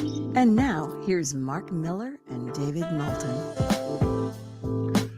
21 minutes past the hour. Good, bad, and ugly. What's on tap? Today was the day when a pick or two, all coming up in a little more than 15 minutes time. Miller and Moulton coming at you from the Floormeister Studios. I am not in Tampa. I am not traveling to Tampa for Monday Night Football. My Friday surgery to replace my humerus, which is the bone that connects your shoulder to your elbow. I'm going to miss some games. So it's just Miller and Moulton from the Floormeister Studios for maybe the next few weeks. Might be mid-November. Have you had We're enough back of a on the sense of road. humor yet? Can you just give me that humerus connected to the shoulder? But Yeah, do you, let me tell you. Do you know how many people have used the humorous joke on me in the last couple of weeks? how many in your family? A handful. Really? Yeah. And the first one who did it was the son-in-law too. Ooh. And I like him a lot. I know you do. A lot. And I looked right at him and I go, yeah, I don't know if you have the standing to do a humorous joke. I don't know if you do. I go, you're still leasing with an option to buy there. Just take it easy there, big fella. Yep. So anyway. Hey, a couple little nuggets for you. Tonight's Ravens-Bucks game for you, David. The Ravens are tied with the most receiving touchdowns allowed to wide receivers in the league. Baker Mayfield has thrown 13 touchdowns to wide receivers. That's the most in the league.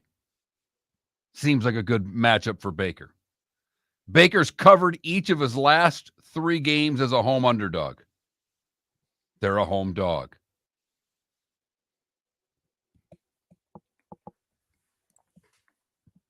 Just a couple little betting nuggets there that I saw. Right. That go really against the way I'm thinking, because I think the Ravens are going to win this game handily. Hope I'm wrong. I mean, the Bucks have become I have a soft spot for the Bucks. Not because we cover them, but out of the Dolphins and the Bucks, I want them both to win. It makes our life easier, makes the show better. The Dolphins have already let that slip by. We can't worry about them anytime soon. Now Tua can come back. They can get rolling, but we'll see. But the Bucks have an opportunity tonight. As you said earlier, they're playing with house money with the Falcons getting whooped yesterday by Seattle. But a big opportunity for Tampa tonight.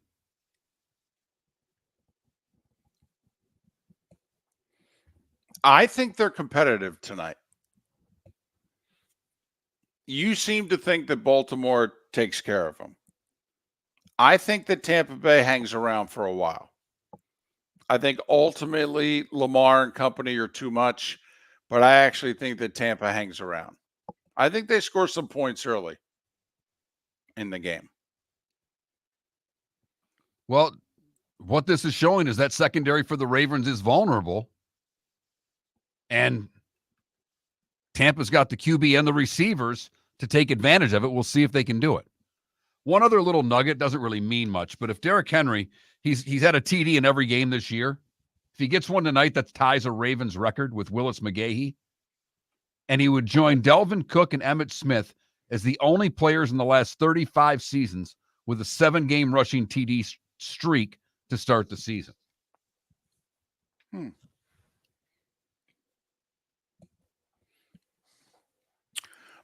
By the way, and I know sometimes we can get a little stat crazed, but Lamar's one of only 11 players to have won the MVP more than once. Now, I know it's not as big a deal in football as it is in other sports, but he's one of 11, and he's 27. I mean, like right now, if I said to you, over under how many more MVPs he wins, over under a half, I would actually do you go think Lamar under. wins another MVP? No. Okay. No, because so much is predicated on his ability to run, and I think every year that goes on, he's going to be less and less of a runner. Okay. I don't think he can win the MVP as a drop-back quarterback.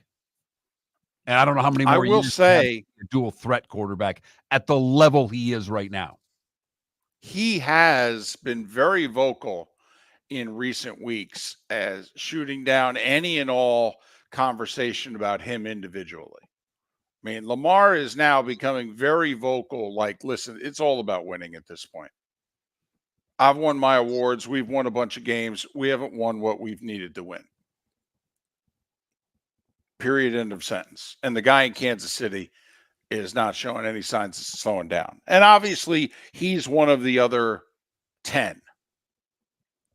Brady, Favre, Mahomes, Peyton, Montana, Rodgers, Johnny Unitas, Kurt Warner, Steve Young.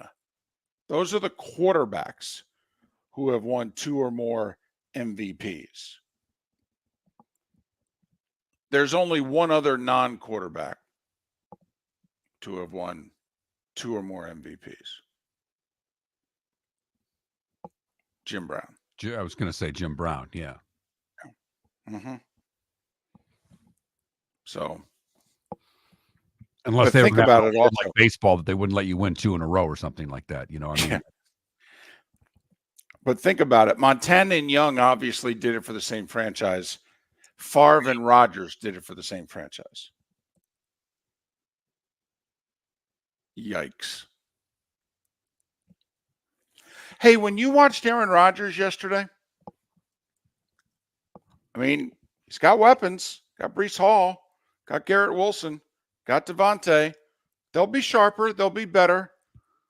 I'm just curious, though, when you watched, because it's a Steelers game, so I know you watched. You had to watch. Yes. You're not allowed to stay married to the woman you're married to if you don't watch the Steelers when they're on national television. She hates the new kickoff, by the way. The dynamic kickoff? Hates it. Huh. But I'm wondering, when you watched Aaron Rodgers last night, and he's back-to-back primetime games, Monday Night Football, Sunday Night Football. You think he's still Aaron Rodgers? Is he still Aaron Rodgers? No. He's maybe 75% of what he was.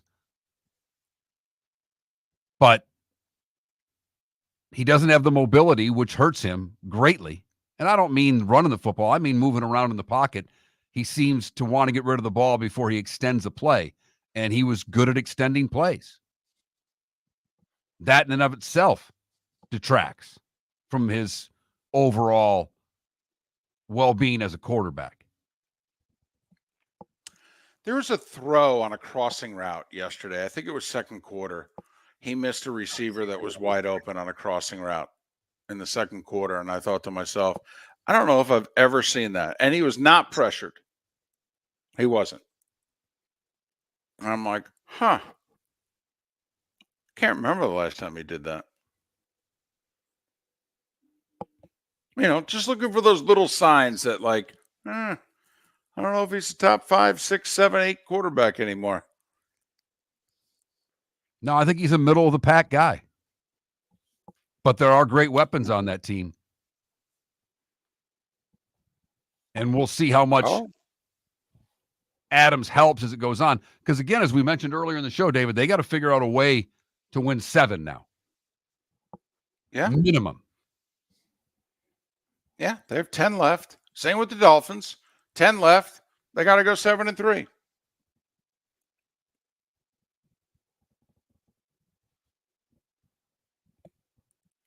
I mean, they should be able to do it, though. They really should. But they got to start beating good teams. You know, Jets play the Patriots this week. Okay. Then they host the Texans. Then Arizona, Indy, Seattle, 2 with Miami, Jacksonville, the Rams. I mean, you know, outside of at Buffalo, who can't they beat? Good, bad, and ugly. What's on tap? Today was the day when. It's all next. Honey, you want to come out? I haven't seen you since Glass Doctor installed our custom shower enclosure. No thanks. Well, you can't keep eating breakfast in the shower, and laminating your magazines is getting expensive. You remember we have guests coming over tonight, right? Oh, I'm sure they'd love to see the shower. It's our neighbors, and I highly doubt they want to be hanging out in our bathroom. The shower's so good, you'll never want to leave. Visit glassdoctor.com today and schedule an appointment online. American Paint Supplies, for nearly 30 years, is your one-stop shop for all your coating needs. If you are a designer, a contractor, a professional painter, or a weekend warrior, American Paint Supplies is the place where experts go to get expert solutions. At 6100 Shirley Street in Naples off of Pine Ridge, American Paint Supplies delivers the best solutions with the best products with the best support. Meet Gene and his team today at American Paint Supplies. Call 239-566-2700. That's 566-2700 or online at AmericanPaintSupplies.net. Gentlemen, as your wife mentioned getting new flooring, but you don't want to go through the hassle, well, go see the Floor Meisters in Naples next to Costco. They understand your time and money are important, so they'll make it as painless as possible. With a huge in-stock selection of carpet and Cortec, they can get you the floor your wife's been asking for. They carry wood, vinyl, carpet, and tile. If you do it yourself, no problem. They can handle that as well. So go see TJ at the Floor Meisters and tell them, just keeping it real. Is snoring bothering your spouse? Would you like to sleep in the same bed again? Do you know that snoring can affect your sleep cycle and cause lower testosterone levels? At Sleep Treatment Direct, we have easy solutions. We have a simple laser procedure that can improve snoring in 10 minutes. If you would like to get back in the same bed or are looking for a natural way to treat low testosterone, give us a call at 239-444-1741. That's 239-444-1741. Or go to sleeptreatmentdirect.com. That's sleeptreatmentdirect.com. Sleep Treatment Direct. Sleep safe and sound. This is Miller and Moulton.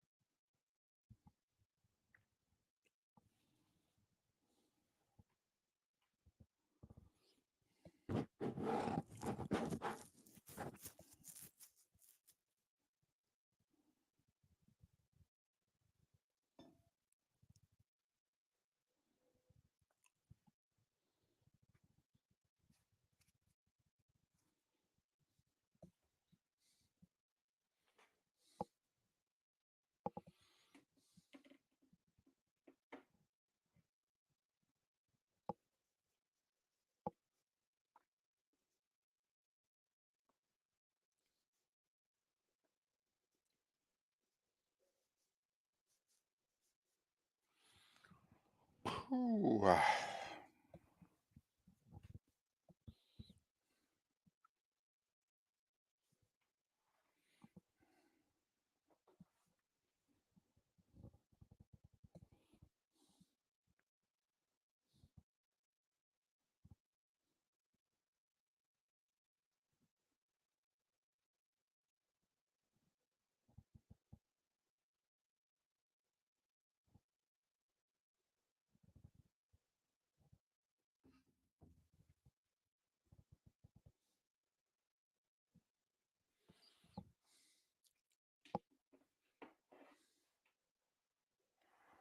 Ooh.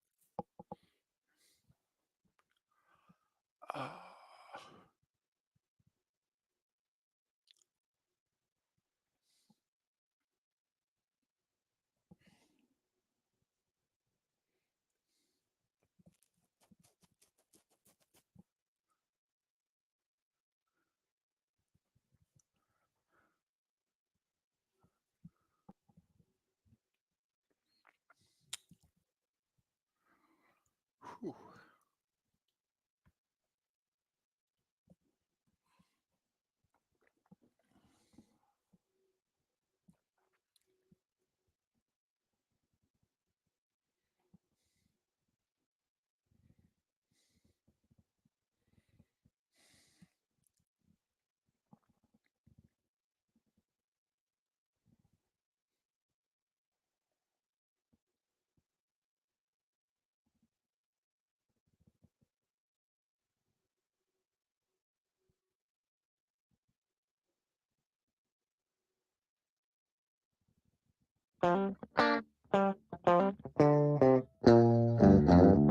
You're listening to Miller and Moulton. And now, here's Mark Miller and David Moulton.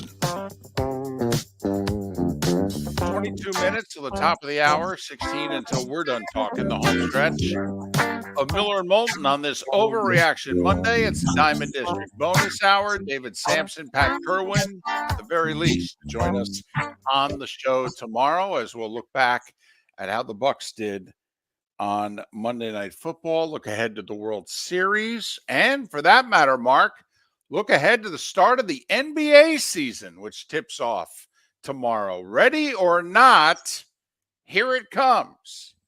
And we'll have an in-depth NBA preseason preview on the show tomorrow that should last as long as one possession in the NBA. Do we call Trent and or Philippe?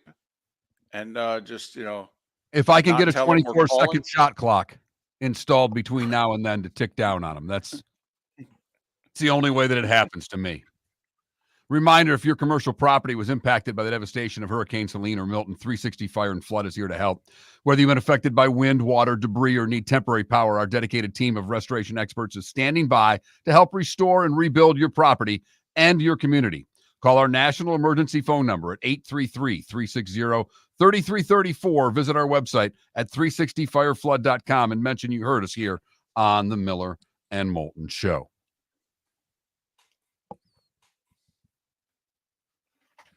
Now, are any of the opens working, or did all the power surges? But that we not had- quite there yet. There we go. Here's Mark Miller with Today Was the Day When.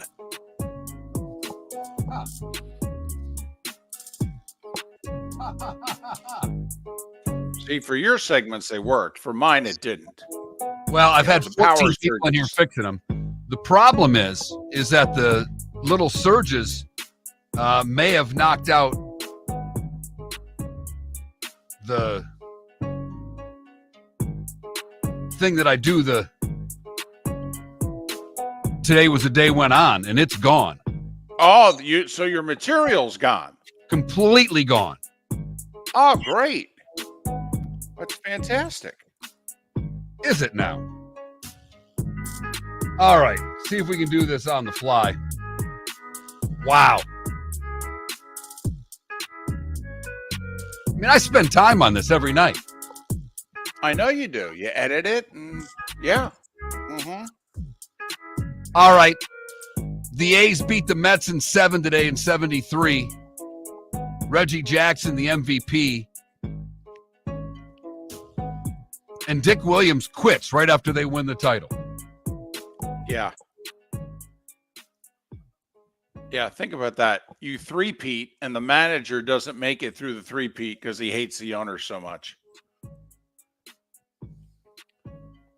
The Reds go back-to-back in 76, beating the Yankees, sweeping them. Johnny Bench is your MVP.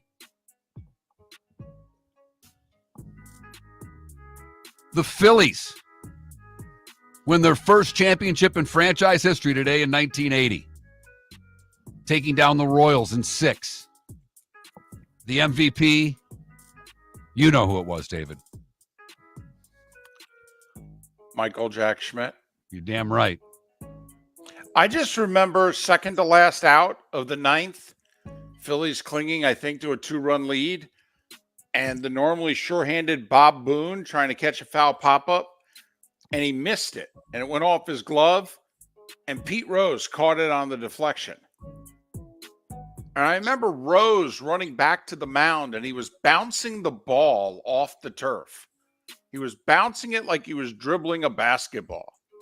And he basically dribbled the ball back to Tug McGraw on the mound and flipped it to him. Now you can't have a ball hit the dirt without getting a new ball put in play. Right. 98, the Yankees sweep the Padres to win their second title in 3 years.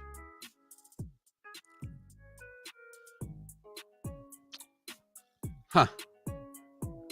Little upset about this, David. Not going to lie to you.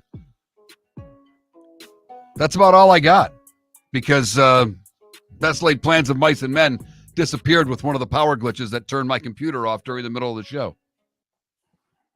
Okay. What did I miss?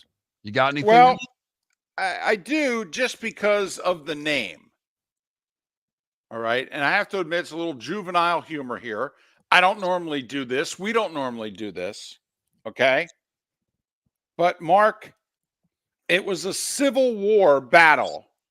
Okay. It was the second major battle of the Civil War in October of 61. And it was the Battle of Ball's Bluff. That's right. Was that followed by the Battle of the Bulge? Mm-hmm. So, anyway, it was in Virginia. If you wanted to know where Ball's Bluff is, it was in Virginia. And the Union got their kicked. Insert joke here.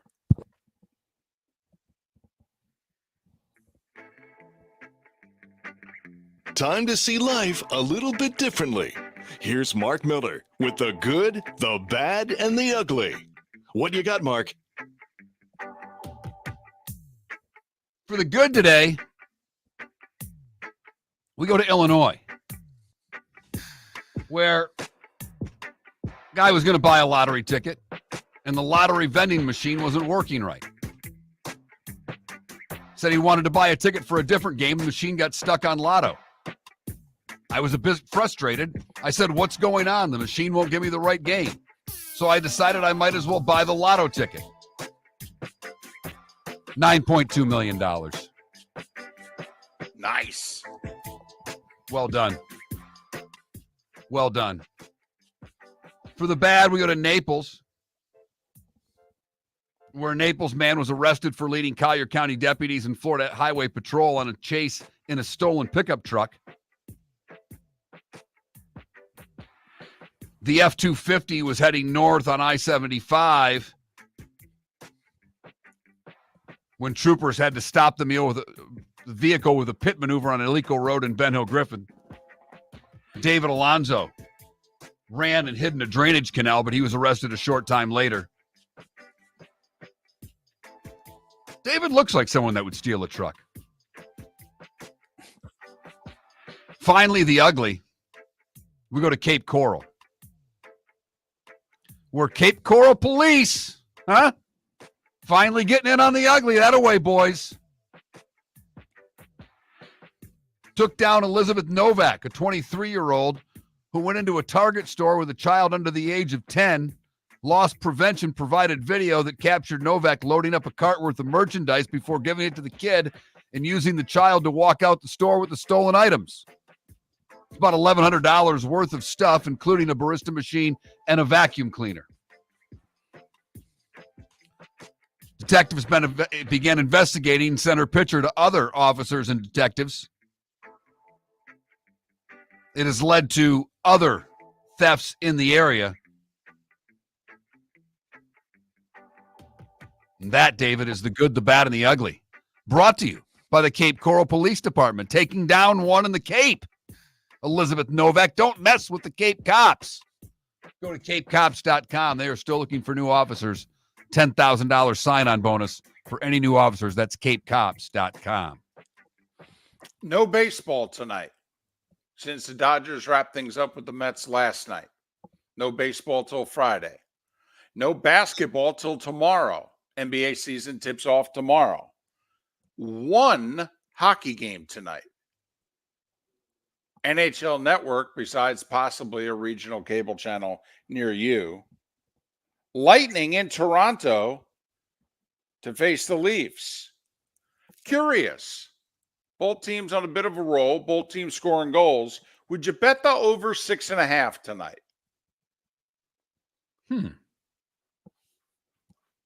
I might be tempted to do that. I could bet an over on this one. We haven't made a hockey bet in a while.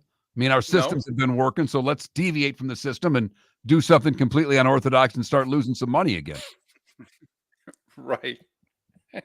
I mean, I don't know. I got a feeling. I mean, Kucherov's good for 2 a night so far on average. Matthews scored in his last game. He's due to, now that he's got it going, he'll get it going for a couple games in a row. I don't know. I see a little 5-3 action tonight. It's always tough with the Vasilevsky in play, though. I know. But anyway, it's the one hockey game in action tonight. 2 NFL games. The one that no one will pay any attention to, and you have to go out of your way to find.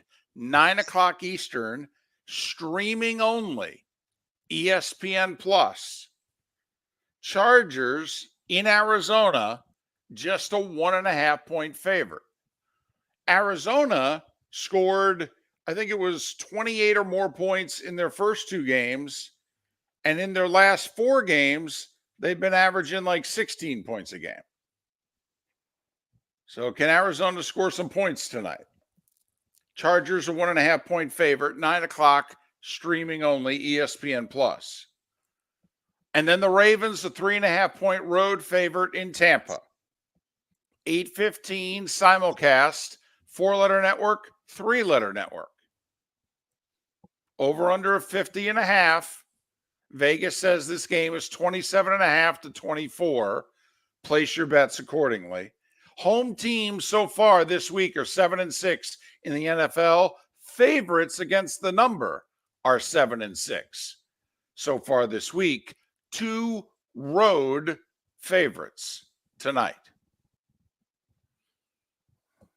I like both road favorites for what it's worth, but I like favorites all the time. I think the Chargers take care of business, and we're talking about the Chargers a little bit more tomorrow morning, David, as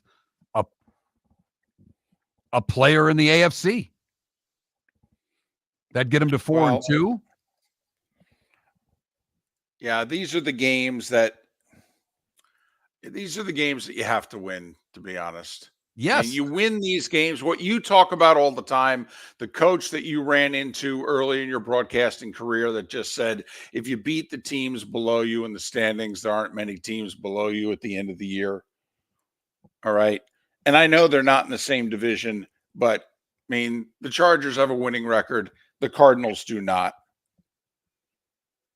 And the this is a Chargers game have in a which legit top 10 defense, if not top 5 defense in the league.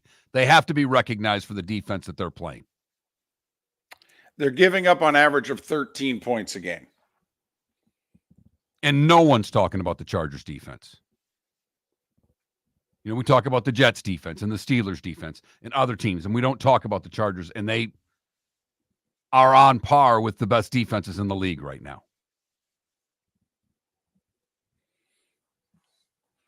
Well, and once again, with so many teams in the AFC, Mark, off to a bad start. How many teams in the conference have winning records? Just Buffalo in the East, just the Steelers and Ravens in the North, Texans, and now Colts, who've won 4 of 5, and then Chiefs, Chargers, Broncos. We now have 8 teams in the AFC with winning records. Chargers can get to 4-2 tonight. Puts a ton of pressure on the Dolphins, on the Jets, on the Bengals, on the Jags if they still think their season's salvageable. Running out of time quickly if you're going to get too far behind, especially if the Chargers win tonight. By the way, 9 teams with winning records in the NFC, and it will remain 9 after tonight because the worst Tampa Bay can do is lose to fall to 4-3. So we've got 8 with winning records in the AFC. Obviously, top 7 make the playoffs. We've got 9 in the NFC, thanks to the Seattle going into Atlanta. And by the way, are we sure we're betting the Niners in the West? Or do they have so many major injuries? I mean, they think Ayuk's done for the year. Right. That's McCaffrey hasn't played. Debo's sketchy. All right. They're coming after Purdy. Purdy is not playing the way that he has in recent years. The guy replacing McCaffrey's banged up. Well, and they showed that stat last night. Purdy doesn't throw a turnover. He's undefeated. He throws, he turns the ball over. He's a 500 quarterback. And they got him to turn it over a few times yesterday. Yes, they did. But just wondering, we said the window for the Niners was small. We thought it wouldn't last much beyond this year. You throw in the injuries to that window, and are they even going to make it through the year?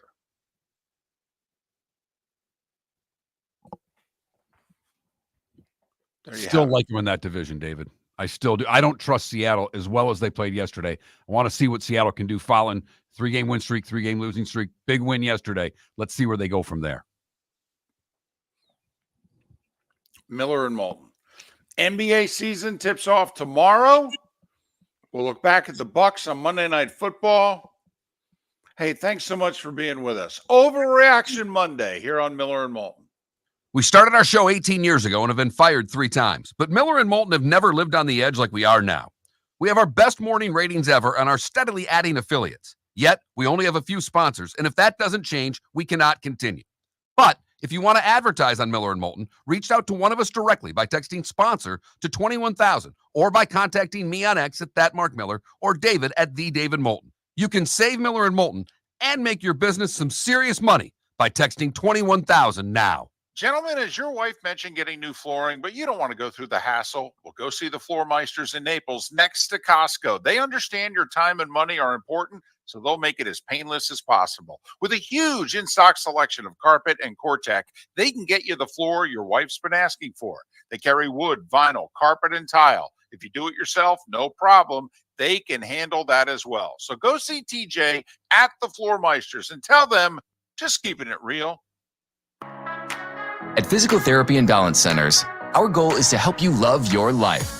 When your life is sidelined by an injury, dizziness, surgery, or condition keeping you from doing what you love, we're here to help you heal and feel your best.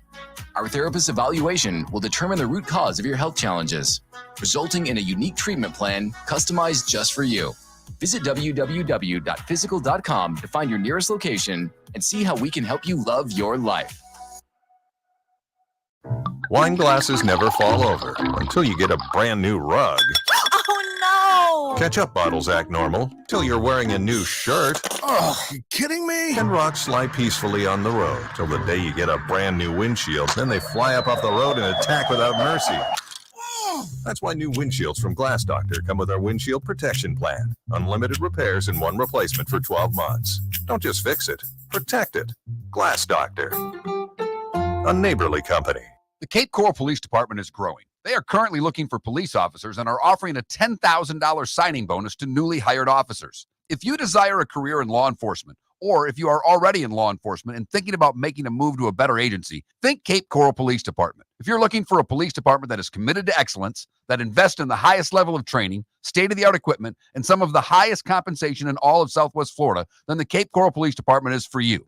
Visit capecops.com. That's capecops.com. The world-famous cigar bar started as a neighborhood place in downtown Fort Myers, and now it's a brand, a destination, with 4 locations. The original place, Henry Street, Fort Myers, Gulf Coast Town Center, on Southeast 47th Terrace off the Cape Coral Parkway, and the Lounge on West 1st Street in Fort Myers. A place to go, whether you just need a relaxing drink and a smoke after a tough day at work, or a place to go celebrate. From relaxation to celebration, the world-famous cigar bar. This is Miller and Moulton.